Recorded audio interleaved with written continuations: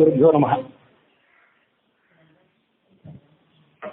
ಕಳೆದ 2 ದಿವಸಗಳಲ್ಲಿ ನರಕಾಸುರನ ಹಿನ್ನೆಲೆ ಮತ್ತು ನರಕಾಸುರನ ವಧ, ಆ ಬಳಿಕ ಕೃಷ್ಣ 16,100 ಜನ ಕನ್ಯೆಯನ್ನು ಮದುವೆಯಾದ ಘಟನೆ ಇತ್ಯಾದಿಗಳನ್ನು ನಾವು ಭಾಗವತ, ಹರಿವಂಶ ಮತ್ತು ಶಾಸ್ತ್ರೀಯ ನಿರ್ಣಯ ಇತ್ಯಾದಿ ಕ್ರಮಗಳಲ್ಲಿ ನೋಡಿದ್ವಿ. ಶಾಸ್ತ್ರೀಯ ನಿರ್ಣಯದಲ್ಲಿ ಮತ್ತು ಭಾಗವತದಲ್ಲಿ ಬಂದಂತೆ ಮತ್ತು ಇವು ಹರಿವಂಶದಲ್ಲೂ ಬಂದಂತೆ ಪಾರಿಜಾತ ವೃಕ್ಷವನ್ನು ಒಂದು ತಗೊಂಡು ಬಂದ. ನರಕಾಸುರನನ್ನು ಸಂಹಾರ ಮಾಡಿ ಪ್ರಾಗ್ಜ್ಯೋತಿಷಪುರದಿಂದ ನೇರವಾಗಿ ಸ್ವರ್ಗಕ್ಕೆ ಹೋಗಿ ಆ ಸ್ವರ್ಗದಿಂದ ತಿರುಗಿ ದ್ವಾರಕಾ ನಗರಕ್ಕೆ ಬರುವಾಗ ಪಾರಿಜಾತ ವೃಕ್ಷವನ್ನು ಕೂಡ ತೆಗೆದುಕೊಂಡು ಬಂದ. ಅಷ್ಟು ಘಟನೆಗಳನ್ನು ನಾವು ಹಿಂದೆ ಗಮನಿಸಿದ್ವಿ. ಅದರ ಮುಂದೆ ನಾವು ಭಾಗವತ ನೋಡುವಂತ ಕಥೆ ಏನಂದ್ರೆ, ಭಾಗವತದ ದಶಮ ಸ್ಕಂದದ 60ನೇ ಅಧ್ಯಾಯ. ಕರ್ಹಿಚಿತ್ ಸುಖಮಾಸೀನಂ ಸ್ವತಲ್ಪಸ್ಥಂ ಜಗದ್ಗುರುಂ ಪತಿಂ ಪರ್ಯಚರದ್ಭೈಷ್ಮಿ ವ್ಯಜನೇನ ಸಖೀಜನೈಹಿ. ಒಮ್ಮೆ ಜಗದ್ಗುರುವಾದಂಥ ಕೃಷ್ಣ ತನ್ನ ಹಂಸತೂಲಿಕಾ ತಲ್ಪದ ಮೇಲೆ ಕುತ್ಕೊಂಡಿದ್ದೆ. ರುಕ್ಮಿಣಿ ತಾನು ಮತ್ತು ತನ್ನ ಸಖೀ ಜನರು ಎಲ್ಲರ ಜೊತೆ ಸೇರಿ ಆ ಕೃಷ್ಣನ ಸೇವೆಯನ್ನು ಮಾಡ್ತಿದ್ಲು. 100 ಜನ ಸಖಿಯರಲ್ಲಿ ಸುತ್ತಮುತ್ತಲು ಇದ್ರೂ ಕೂಡ ಆ ಸಖಿಯರನ್ನ ದೂರ ಸರಿಸಿ ಅವರನ್ನ ಸುಮ್ಮನೆ ಕೂಡಿಸಿ ರತ್ನ ಖಚಿತವಾದಂತಹ ಹಿಡಿಯಿಂದ ಕೂಡಿದ ಒಂದು ಮನೋಹರವಾದಂತಹ ಚಾಮರವನ್ನು ತಗೊಂಡು ಸಖಿಯಿಂದ ತಾನೇ ಅದನ್ನು ತೆಗೆದುಕೊಂಡು ಕೃಷ್ಣನಿಗೆ ಬೀಸ್ತಾ ಆ ರುಕ್ಮಿಣಿ ಅವನ ಸೇವೆ ಮಾಡ್ತಿದ್ದು ಅಂತ ವರ್ಣನೆ ಮಾಡ್ತದೆ 60ನೇ ಅಧ್ಯಾಯ. ಕೃಷ್ಣ ತಾನು ಏನು ವಿಶ್ರಾಂತಿ ತಗೋತಾ ಇದ್ದ, ವಿಶ್ರಾಂತಿ ತೆಗೆದುಕೊಳ್ಳುವುದೆಲ್ಲ ಮುಗಿದ ಮೇಲೆ, ಸ್ವಲ್ಪ ಹೊತ್ತು ಮುಗಿದ ಮೇಲೆ ರುಕ್ಮಿಣಿ ಕಡೆ ಒಂದ್ಸರಿ ನೋಡಿದ. ನೋಡಿ ಸುಪ್ರೀತನಾಗಿ ಅವಳಿಗೆ ಒಂದು ಮಾತನ್ನು ಹೇಳಿದ. ರಾಜಕುಮಾರಿ, ನೀನು ಹಿಂದೆ ನನ್ನನ್ನು ಮದುವೆ ಆಗುವಾಗ ಏನೇ ಘಟನೆಗಳು ನಡೆದಿದ್ದು ಅದನ್ನೊಂದ್ಸರಿ ನೆನಪು ಮಾಡ್ಕೋ. ಲೋಕಪಾಲದಷ್ಟು ಮಹಾಪರಾಕ್ರಮಿಗಳಾದಂತಹ, ಶ್ರೀಮಂತರಾಗಿದ್ದಂಥ, ಪಟ್ಟಾಭಿಷೇಕ ಮಾಡಿಸಿಕೊಂಡಂತಹ ರಾಜರು, ಶಿಶುಪಾಲ ಮೊದಲಾದಂತಹ ರಾಜರು ಅಲ್ಲಿದ್ರು. ನಿನ್ನ ತಂದೆಯಾದಂತಹ ಭೀಷ್ಮಕ ಮತ್ತು ನಿನ್ನ ಅಣ್ಣನಾದಂತಹ ರುಕ್ಮಿ ಇವರೆಲ್ಲರೂ ಕೂಡ ನಿನ್ನ ಶಿಶುಪಾಲನಿಗೆ ಮದುವೆ ಮಾಡಿಕೊಡ್ಬೇಕು ಅಂತ ವಾಗ್ದಾನ ಕೂಡ ಮಾಡ್ಕೊಂಡಿದ್ರು. ಶಿಶುಪಾಲಾದಿಗಳು ಅಲ್ಲಿ ನಿನ್ನ ಮದುವೆ ಮಾಡಿಕೊಳ್ಳಿಕ್ಕೆ ಕಾತರವಾಗಿ ಸಿದ್ಧರೂ ಆಗಿದ್ರು. ಆದರೆ ಅವರೆಲ್ಲರನ್ನೂ ಪರಿತ್ಯಾಗ ಮಾಡಿ ನೀನು ನನ್ನನ್ನು ಮದುವೆ ಆದೆ. ಯಾಕೆ ಮದುವೆ ಆದೆ? ನಾನು ಅಸಮಾನ, ನಿನಗೂ ಅಸಮಾನ, ನಿನಗೂ ನಾನು ಸರಿ ಸಮಾನನಲ್ಲ. ಮತ್ತು ಆ ರಾಜರನ್ನ ಹೋಲಿಸಿ ನೋಡಿದರೆ ಅವರಷ್ಟು ನಾನು ಪರಾಕ್ರಮಿಯೂ ಅಲ್ಲ, ಹಾಗೆ ಪಟ್ಟಾಭಿಷೇಕ ಮಾಡಿಕೊಂಡ ರಾಜನೂ ಅಲ್ಲ, ಸಂಪತ್ತು ಇಲ್ಲ, ಪ್ರತಿಷ್ಠೆನೂ ಇಲ್ಲ ನನಗೆ. ನನ್ನ ನೀನು ಯಾಕೆ ಮದುವೆ ಆದಿ ಅಂತ ಕೇಳಿದೆ. ನನ್ನೊಮ್ಮೆ ನೀನು ನೋಡು, ಜರಾಸಂಧ ಮೊದಲಾದಂತಹ ದುಷ್ಟರಾದಂತಹ ರಾಜರಿಗೆ ಹೆದರಿ ನಾನು ಮಥುರಾ ನಗರವನ್ನು ಬಿಟ್ಟು ಇವತ್ತು ದ್ವಾರಕಾ ನಗರಕ್ಕೆ ಬಂದು ಮನೆ ಮಾಡಿಕೊಂಡಿದ್ದೇನೆ. ಹೀಗೆ ನಾನೇನು ಪರಾಕ್ರಮಿ ಅಲ್ಲ, ನಾನು ಅಂಜುಕುಳಿಯಾದಂತಹ ಒಬ್ಬ ಸಾಮಾನ್ಯ ಮನುಷ್ಯ. ನಾನು ಸಿಂಹಾಸನದ ಮೇಲೆ ಕೂತ್ಕೊಂಡು ಪಟ್ಟಾಭಿಷೇಕ ಮಾಡಿಸ್ಕೊಂಡವನು ಅಲ್ಲ. ನಮ್ದೇ ಸಾಮ್ರಾಜ್ಯ ಇದ್ರೂ ಕೂಡ, ದ್ವಾರಕಾ ನಗರದ ಸಾಮ್ರಾಜ್ಯ ಇದ್ರೂ ಕೂಡ ಅದಕ್ಕೆ ಉಗ್ರಸೇನೇ ಈಗ ಅಧಿಪತಿ. ನಾನಂತೂ ಅದಕ್ಕೆ ಪಟ್ಟಾಭಿಷೇಕ ಮಾಡಿಸಿಕೊಂಡಂತಹ ರಾಜನಲ್ಲ. ನಾನು ಅಸ್ಪಷ್ಟವಾದಂತಹ ಮಾರ್ಗವುಳ್ಳವ ಅಂತ ಹೇಳ್ತಾನೆ ಕೃಷ್ಣ. ಅಸ್ಪಷ್ಟವಾದಂತಹ ಮಾರ್ಗವುಳ್ಳವನು ಅಂದ್ರೆ ಯಾಕೆ ಅವನ ಹತ್ರ ಹೇಳಿದ, ಅದಕ್ಕೆ ಅರ್ಥ ಏನು? ಅದಕ್ಕೆಲ್ಲ ಮುಂದೆ ರುಕ್ಮಿಣಿನೇ ತಾನೇ ಅದಕ್ಕೆ ಉತ್ತರನು ಕೊಡ್ತಾಳೆ ಅವನ ಎಲ್ಲ ಪ್ರಶ್ನೆಗಳಿಗೆ. ನಾನು ಅಸ್ಪಷ್ಟವಾದಂತಹ ಮಾರ್ಗ ಇದ್ದವನು, ನನ್ನಂತಹ ಸ್ತ್ರೀಯರನ್ನ ನನ್ನಂತಹ ಪುರುಷರನ್ನ ಮದುವೆಯಾದಂತಹ ಸ್ತ್ರೀಯರೇನಿರ್ತಾರೆ ಅವ್ರು ಯಾವತ್ತೂ ಕೂಡ ಕಷ್ಟನೇ ಪಡ್ತಾರೆ, ಅವ್ರಿಗೇನು ಸುಖ ಸಿಗುವಂಥದ್ದಲ್ಲ. ಹಾಗಾಗಿ ಅದನ್ನ ನೀನು ಮೊದಲೇ ವಿಚಾರ ಮಾಡಬೇಕಾಗಿತ್ತು. ಅಸ್ಪಷ್ಟ ವರ್ತಮಾನಾಂ ಪುಂಸಾಂ ಅಲೋಕ ಪಥಮೀಯುಷಾಂ ಅಂತ ಹೇಳ್ತಾನೆ ಕೃಷ್ಣ. ನಾನು ಅಸ್ಪಷ್ಟ ವರ್ತಮ, ನನ್ನ ಮಾರ್ಗವೇ ಅಸ್ಪಷ್ಟ, ಮತ್ತು ಅಲೋಕ ಪಥಮೀಯುಷಾಂ, ಮತ್ತು ನನ್ನ ಮಾರ್ಗ ಏನಿದೆ ಇದು ಅಲೌಕಿಕವಾದದ್ದು.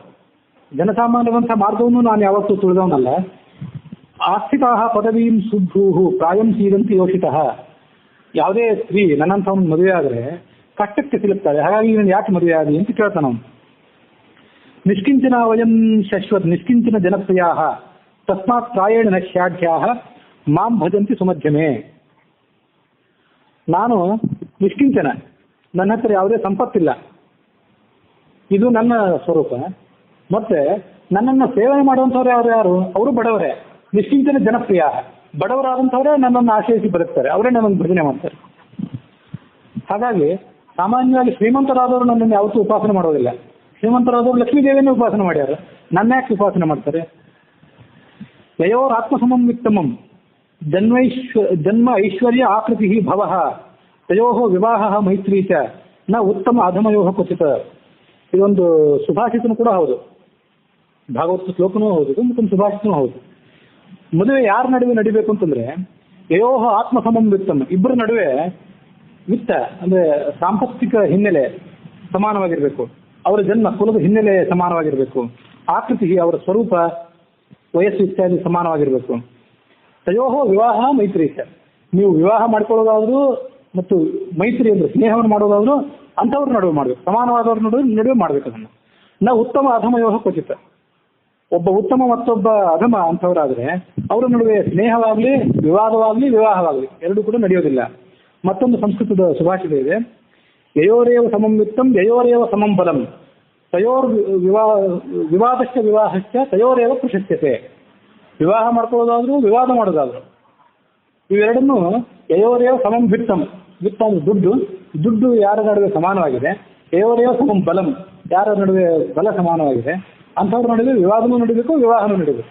ಇದು ಸಂಸ್ಕೃತದ ಒಂದು ಸಾಮಾನ್ಯವಾದಂಥ ಯಾವುದೋ ಒಂದು ಅಜ್ಞಾತ ಕವಿ ರಚನೆ ಮಾಡಿದಂಥ ಸುಭಾಷಿತ. ಅದೇ ಸುಭಾಷಿತದ ಅರ್ಥವೇ ಈ ಭಾಗವತ ಶ್ಲೋಕದಲ್ಲಿ ಕೂಡ ಇದೆ. ವೈದರ್ಭ್ಯೇತದ ಅವಿಜ್ಞಾಯ ತ್ವಯ ಅದೀರ್ಘ ಸಮೀಕ್ಷೆಯ ಕೃತಾಃ ವಯಂ ಗುಣೈಃ ಹೀನಾಃ ಭಿಕ್ಷುಭಿಃ ಶ್ಲಾಘಿತಾಃ ಮುದಾಃ. ವೈದರ್ಭಿ ವಿದರ್ಭರಾಜದ ಕುಮಾರಿಯೇ, ನೀನು ನನ್ನನ್ನು ಮದುವೆ ಆಗುವಾಗ ಸಾಕಷ್ಟು ವಿಚಾರ ಮಾಡಲಿಲ್ಲ ಅಂತ ಕಾಣಿಸ್ತದೆ. ಅದೀರ್ಘ ಸಮೀಕ್ಷಾ, ದೂರದೃಷ್ಟಿ ಇಲ್ಲದೆ, ದೂರದೃಷ್ಟಿಯ ಕೊರತೆಯಿಂದ ನೀನು ಅವಸರದಿಂದ ನನ್ನನ್ನು ಮದುವೆ ಆಗಿರ್ತಿ ಅಂತ ಕಾಣಿಸ್ತದೆ. ಕೃತಾಃ ವಯಂ ಗುಣೈಃ ಹೀನಾಃ, ನಾನೆಂಥವನು ಗುಣಹೀನ, ಯಾವುದೇ ಸದ್ಗುಣ ನನ್ನಲ್ಲಿಲ್ಲ. ಭಿಕ್ಷುಭಿಃ ಶ್ಲಾಘಿತಾ ಮುದ, ನನ್ನನ್ನು ಹೊಗಳೋ ಯಾರು? ಭಿಕ್ಷುಕರು. ಬೇರೆ ಯಾರಿಗೂ ಗತಿ ಇಲ್ಲ ಅಂತ ಭಿಕ್ಷುಕರು ನನ್ನನ್ನು ಹೊಗಳ್ತಾರೆ. ಅದು ಯಾತಕ್ಕಾಗಿ ಮುದ, ನಾನು ಅವ್ರಿಗೆ ಏನು ಕೊಟ್ಟೇನು? ನಾನೇ ಮಿಸ್ಕಿದ್ದೇನೆ, ನಾನೇ ದರಿದ್ರ ಅಂದಮೇಲೆ ನನ್ನನ್ನು ಹೊಗಳುವಂಥ ಭಿಕ್ಷುಕರಿಗೆ ನಾನೇನು ಕೊಟ್ಟೇನು? ಇದು ನನ್ನ ಹಿನ್ನೆಲೆ. ಯಾರೋ ಬಡವರಾದವರು ಕೆಲಸಕ್ಕೆ ಬಾರದಂಥವ್ರು ಮಾಡುವಂಥ ಕೀರ್ತನೆಗಳನ್ನು ನೀನು ಕೇಳಿ ಅದನ್ನೇ ಗುಣಕೀರ್ತನೆ, ಕೃಷ್ಣ ಬಹಳ ಸದ್ಗುಣಶಾಲಿ ಮಹಾಸುಂದರ ಅಂತ ಯಾರ್ಯಾರ್ದೋ ಬಾಯಿಂದ ಕೇಳಿ ವ್ಯರ್ಥವಾದ ಸಂಕೀರ್ತನೆಗಳನ್ನು ಕೇಳಿ ನೀನು ನನ್ನ ಮದುವೆ ಆಗಿರ್ತಿ ಅಂತ ಹೇಳ್ತಾನೆ ಕೃಷ್ಣ. ಅಥ ಆತ್ಮನೋ ಅನುರೂಪಂ ವೈ ಭಜಸ್ವ ಕ್ಷತ್ರಿಯರ್ಷಭಂ ಏನತ್ವಂ ಆಶಿಷಃ ಸತ್ಯಾಹ ಇಹಾ ಮುತ್ರತೆ ಲಪ್ಸಿಸೆ. ಸುಂದರಿ, ಈಗಲೂ ಕಾಲ ನಿಂತಿಲ್ಲ, ನಾನು ಮದುವೆ ಆಗಿಬಿಟ್ಟಿದ್ದೀನಿ ಅಂತ ಈಗೇನು ನೀನು ವಿಚಾರ ಮಾಡಬೇಕಾಗಿಲ್ಲ. ಈಗಾದರೂ ಕೂಡ ನೀನು ನನಗೆ ವಿಚ್ಛೇದನ ಕೊಡಬಹುದು, ವಿಚ್ಛೇದನ ಕೊಟ್ಟು ಬೇರೆಯವ್ರನ್ನ ಮದುವೆ ಆಗಬಹುದು. ಅಥ ಆತ್ಮನಃ ಅನುರೂಪಂ, ನಿನಗೆ ಯಾರು ಅನುರೂಪನ? ವೈ ಭಜಸ್ವ ಕ್ಷತ್ರಿಯರ್ಷಭಂ, ಯಾರೋ ಕ್ಷತ್ರಿಯರ್ಷಭ ಪಟ್ಟಾಭಿಷೇಕ ಮಾಡಿಕೊಂಡಂತ ಒಬ್ಬ ರಾಜ, ಸ್ಥಾನಮಾನ ಇದ್ದವನು, ನಿನಗೆ ಎಲ್ಲ ರೀತಿಯಿಂದ ಅನುಕೂಲವಾದವನು ಮದುವೆ ಆಗುವ. ಹಾಗೆ ಮದುವೆ ಆದರೆ ನಿನಗೆ ಇಹಲೋಕದಲ್ಲಿ ಎಲ್ಲ ರೀತಿಯಾದಂಥ ಏಳಿಗೆ, ಪರಲೋಕದಲ್ಲಿ ಎಲ್ಲ ರೀತಿಯಾದಂಥ ಏಳಿಗೆ ಇದಾಗ್ಲಿಕ್ಕೆ ಸಾಧ್ಯ ಆಗ. ಹಾಗೆ ಮಾಡು, ನನ್ನನ್ನು ಯಾಕೆ ಮದುವೆ ಆಗಿರ್ತಿ? ಆದರೆ ನೀನು ನನ್ನನ್ನು ಕೇಳ್ಬೋದು, ವಿಚಾರ ನೀನು ಹೇಗೆ ಹೇಳುವವನು ಆಗ್ಯಾಕೆ ಹೇಳಿಲ್ಲ? ನಾನೊಂದು ಪ್ರೇಮ ಪತ್ರ ಬರದೆ ಅಂದ್ಕೂಡಲೇ ನೀನು ಓಡೋಡಿ ಬಂದಿಲ್ಲ, ಯಾಕೆ ಓಡೋಡಿ ಬಂದೆ ಅಂತ ನಿನಗೂ ಅನಿಸ್ಬೋದು. ನಾನು ಯಾಕೆ ಓಡಿ ಬಂದೆ ನಿನ್ನ ಮದುವೆ ಆದ ಅಂತಂದ್ರೆ, ಆಗ ಜರಾಸಂಧ, ಶಿಶುಪಾಲ, ದಂತವಕ್ರ ಮೊದಲಾದವರನ್ನು ಮಣಿಸಬೇಕಾಗಿತ್ತು ನನಗೆ. ಅವ್ರು ನನಗೆ ಮೊದಲಿಂದ ಶತ್ರುಗಳು, ಅವ್ರಿಗೊಂದು ಶಾಸ್ತಿ ಮಾಡಬೇಕಾಗಿತ್ತು. ಅವ್ರಿಗೆ ಶಾಸ್ತಿ ಮಾಡ್ಲಿಕ್ಕೆ ಇದೊಂದು ಮಾರ್ಗ ಅಷ್ಟೇ. ಅವರು ಆ ಜರಾಸಂಧ ತನ್ನ ಸಾಕು ಮಗನಂತ ಶಿಶುಪಾಲನಿಗೆ ನಿನ್ನನ್ನು ಮದುವೆ ಮಾಡಿಕೊಡ್ಬೇಕು ಅಂತ ಮಾಡಿದ್ದೆ. ನಿನ್ನನ್ನು ನಾನು ಅಪಹಾರ ಮಾಡ್ಕೊಂಡು ಬಂದರೆ ಜರಾಸಂಧನಿಗೆ ಬುದ್ಧಿ ಕಲಿಸಿದಂಗಾಗ್ತದೆ ಅಂತ ವಿಚಾರ ಮಾಡಿದೆ. ಹೀಗೆ ನನ್ನ ಉದ್ದೇಶ ಆಗಿತ್ತು. ನಿನ್ನ ಮೇಲೆ ನನಗೆ ವಿಶೇಷವಾದ ಆಕರ್ಷಣೆ ಆಗಲಿ ಪ್ರೀತಿಯಾಗಲಿ ಇರಲಿಲ್ಲ. ಹಾಗಾಗಿ ನಿನ್ನನ್ನು ಅಪಹಾರ ಮಾಡ್ಕೊಂಡು ಬಂದೆ. ನಿನ್ನನ್ನು ಮದುವೆ ಆಗಬೇಕು ಅನ್ನೋ ನನ್ನ ಉದ್ದೇಶವೇ ಆಗಿರಲಿಲ್ಲ. ಉದಾಸೀನಾಹ ವಯಂ ನೂನಂ ನ ತಪತ್ಯಾರ್ಥ ಕಾಮುಕಾಹ ಆತ್ಮಲಬ್ಧ್ಯಾಸ್ನೇಹೇ ಪೂರ್ಣಾಹ ಗೇಹಯೋ ಜ್ಯೋತಿರಕ್ರಿಯಾಹ. ನಾನು ಉದಾಸೀನ ಯಾವತ್ತು, ಇದು ನೆನಪಿಟ್ಕೊ ಅಂತ ಹೇಳಿ. ಅಲ್ಲಿ ಅವನು ಪ್ರಯೋಗ ಮಾಡಿದಂಥ ಶಬ್ದಗಳೇನಿದೆಯಲ್ಲ, ಅವನು ತಾನೇನು ಕೃಷ್ಣ ರುಕ್ಮಿಣಿಗೆ ಹಾಸ್ಯ ಮಾಡಬೇಕು ಅಂತ ಹೊರಟಿದ್ದ, ಆ ಹಾಸ್ಯಕ್ಕೆ ಪೂರಕವಾಗಿಯೂ ಆ ಶಬ್ದಗಳು, ಆಮೇಲೆ ಅದೇ ಶಬ್ದಗಳನ್ನ ರುಕ್ಮಿಣಿ ತಗೊಂಡು ಆ ಕೃಷ್ಣನಿಗೆ ತಿರುಗುಮಾನವಾಗಿ ಪ್ರಯೋಗ ಮಾಡ್ತಾಳೆ. ಹಾಗಾಗಿ ಆ ಶಬ್ದಗಳಿಗೆ ಬಹಳ ಮಹತ್ವ ಇದೆ. ಉದಾಸೀನಾಹ ವಯಂ, ನಾನು ಉದಾಸೀನ, ನಿನ್ನ ಬಗ್ಗೆ ನನಗೇನು ಆಕರ್ಷಣೆ ಇಲ್ಲ, ಸಂಸಾರದ ಆಸಕ್ತಿನೂ ನನಗಿಲ್ಲ. ಮದುವೆಯನ್ನು ಮಾಡಿಕೊಂಡು ಮಕ್ಕಳನ್ನು ಹುಟ್ಟಿಸಿ ಆ ಒಂದು ಸಂಸಾರದ ಸುಖವನ್ನು ಸವಿಯಬೇಕು ಅನ್ನೋ ಅಪೇಕ್ಷೆನೂ ಇಲ್ಲ, ಧನದ ಲಾಲಸೆನೂ ಇಲ್ಲ. ಗೇಹಯೋ ಜ್ಯೋತಿರಕ್ರಿಯಾಹ, ಈ ಮನೆ ಏನಿದೆಯಲ್ಲ, ನಾನು ವಾಸವಾಗಿರುವಂತಹ ಈ ಅರಮನೆ ಅಥವಾ ಈ ದ್ವಾರಕಾ ನಗರ, ಈ ಮನೆ ಅನ್ನೋದೊಂದು ದೇಹ ಇದ್ದಂತಿದ್ದು. ಈ ದೇಹದಲ್ಲಿ ನಾನು ದೀಪದಂತೆ ಸಾಕ್ಷಿಯಾಗಿ ಕೂತ್ಕೊಂಡಿದ್ದೇನೆ ಅಷ್ಟೇ. ಅದೊಂದು ವೇದಾಂತದ ಮಾತನೂ ಹೌದು. ವಾಸ್ತವಿಕವಾಗಿ ಭಗವಂತನಿಗೆ ಯಾವುದ್ರ ಮೇಲೂ ಅಪೇಕ್ಷೆ ಇಲ್ಲ, ಯಾವುದ್ರ ಮೇಲೆ ಲಾಲಸೆಯೂ ಇಲ್ಲ. ನಮ್ಮ ದೇಹದಲ್ಲಿ, ನಿಮ್ಮ ದೇಹದಲ್ಲಿ, ಅವ್ರ ದೇಹದಲ್ಲಿ, ಎಲ್ಲರ ದೇಹದಲ್ಲೂ ಭಗವಂತ ಸಾಕ್ಷಿಭೂತರಾಗಿ ಕೂತಿದ್ದಾನಷ್ಟೇ. ನೀವೇನು ಮಾಡ್ತೀರಿ, ಏನು ಮಾಡುವವರಿದ್ದೀರಿ, ಮುಂದೆ ಹಿಂದೆ ಏನು ಮಾಡಿದ್ದೀರಿ, ಇದನ್ನೆಲ್ಲ ಸೂಕ್ಷ್ಮವಾಗಿ ಗಮನಿಸ್ತಾ ನಿಮ್ಮ ಕರ್ಮಗಳಿಗೆ ಫಲವನ್ನು ಕೊಡುವುದಕ್ಕಾಗಿ ಸಾಕ್ಷಿಭೂತನಾಗಿ ಅವನು ಕೂತಿದ್ದಾನಷ್ಟೇ. ಇಂಥೊಂದ್ಸರಿ ಸಾಕ್ಷಿ ತಟಸ್ಥ ಅನ್ನೋ ಶಬ್ದಕ್ಕೆ ಏನರ್ಥ ಅಂತ ಹೇಳಿದ್ದೆ ನಾನು. ಸಾಕ್ಷಿ ಅಂದ್ರೆ ಆಗುವ ಕೆಲಸವನ್ನು, ಅದೊಂದು ಕೊಲೆ ಇರ್ಬೋದು, ಮತ್ತೊಂದೇನೋ ಅಕ್ರಮ ಇರ್ಬೋದು, ಭ್ರಷ್ಟಾಚಾರ ಇರ್ಬೋದು, ಅದನ್ನ ನೋಡ್ತಾ ಕೂತಿರ್ತಾನಷ್ಟೇ. ತಾನು ಅದರಲ್ಲಿ ಭಾಗಿನೂ ಆಗೋದಿಲ್ಲ, ಮಾಡಬೇಡಿ ಅಂತಲೂ ಹೇಳೋದಿಲ್ಲ, ಮಾಡಿ ಅಂತ ಅವ್ರಿಗೆ ಹುರಿದುಂಬಿಸೋದೂ ಇಲ್ಲ. ಅವನಿಗೆ ಸಾಕ್ಷಿ ಅಂತ ಕರೀತಾರೆ. ಅದು ಸಾಕ್ಷಿ ಅನ್ನೋ ಶಬ್ದಕ್ಕೆ ಅರ್ಥ. ಹಾಗೆ ನಾನು ಶರೀರದಲ್ಲಿ ಸಾಕ್ಷಿಯಾಗಿ ಕೂತಿದ್ದೇನಷ್ಟೇ. ಶುಕ ಹೇಳಿದ್ರು ಪರೀಕ್ಷಿತ ರಾಜನಿಗೆ, ಕೃಷ್ಣ ರುಕ್ಮಿಣಿಯನ್ನು ಒಂದು ಕ್ಷಣದಲ್ಲೂ ಬಿಟ್ಟಿರ್ತಿರ್ಲಿಲ್ಲ. ಅದ್ರ ಪರಿಣಾಮ ಏನಾಗಿತ್ತಂದ್ರೆ, ಅದು ರುಕ್ಮಿಣಿಯ ನೆತ್ತಿಗೆ ಏರ್ಬಿಟ್ಟಿತ್ತು. ಎಲ್ಲ 16,108 ಜನ ಸ್ತ್ರೀಯರನ್ನ ಕೃಷ್ಣ ಮದುವೆ ಆದ್ರು. ಅವರಲ್ಲಿ ನಾನೇ ಕೃಷ್ಣನಿಗೆ ಅತಿ ಪ್ರೀತಿ ಪಾತ್ರರು ಅಂತ ಅವಳಿಗೆ ದುರಭಿಮಾನ ಮೂಡಿಬಿಟ್ಟಿತ್ತು. ಆ ದುರಭಿಮಾನ ಕಳೆಯುವ ಸಲುವಾಗಿ ಇಷ್ಟ ಹೇಳಿ ಸುಮ್ಮನೆ ಕೂತ್ಬಿಟ್ಟ ಕೃಷ್ಣ. ರುಕ್ಮಿಣಿಯನ್ನು ನಾವು ಲಕ್ಷ್ಮೀ ಸ್ವರೂಪ ಅಂತ ಭಾವಿಸೋದ್ರಿಂದ ಅವಳಿಗೆ ಆ ದುರಭಿಮಾನ ಇತ್ಯಾದಿಗಳು ಇರೋದು ಅಸಂಭಾವಿತ.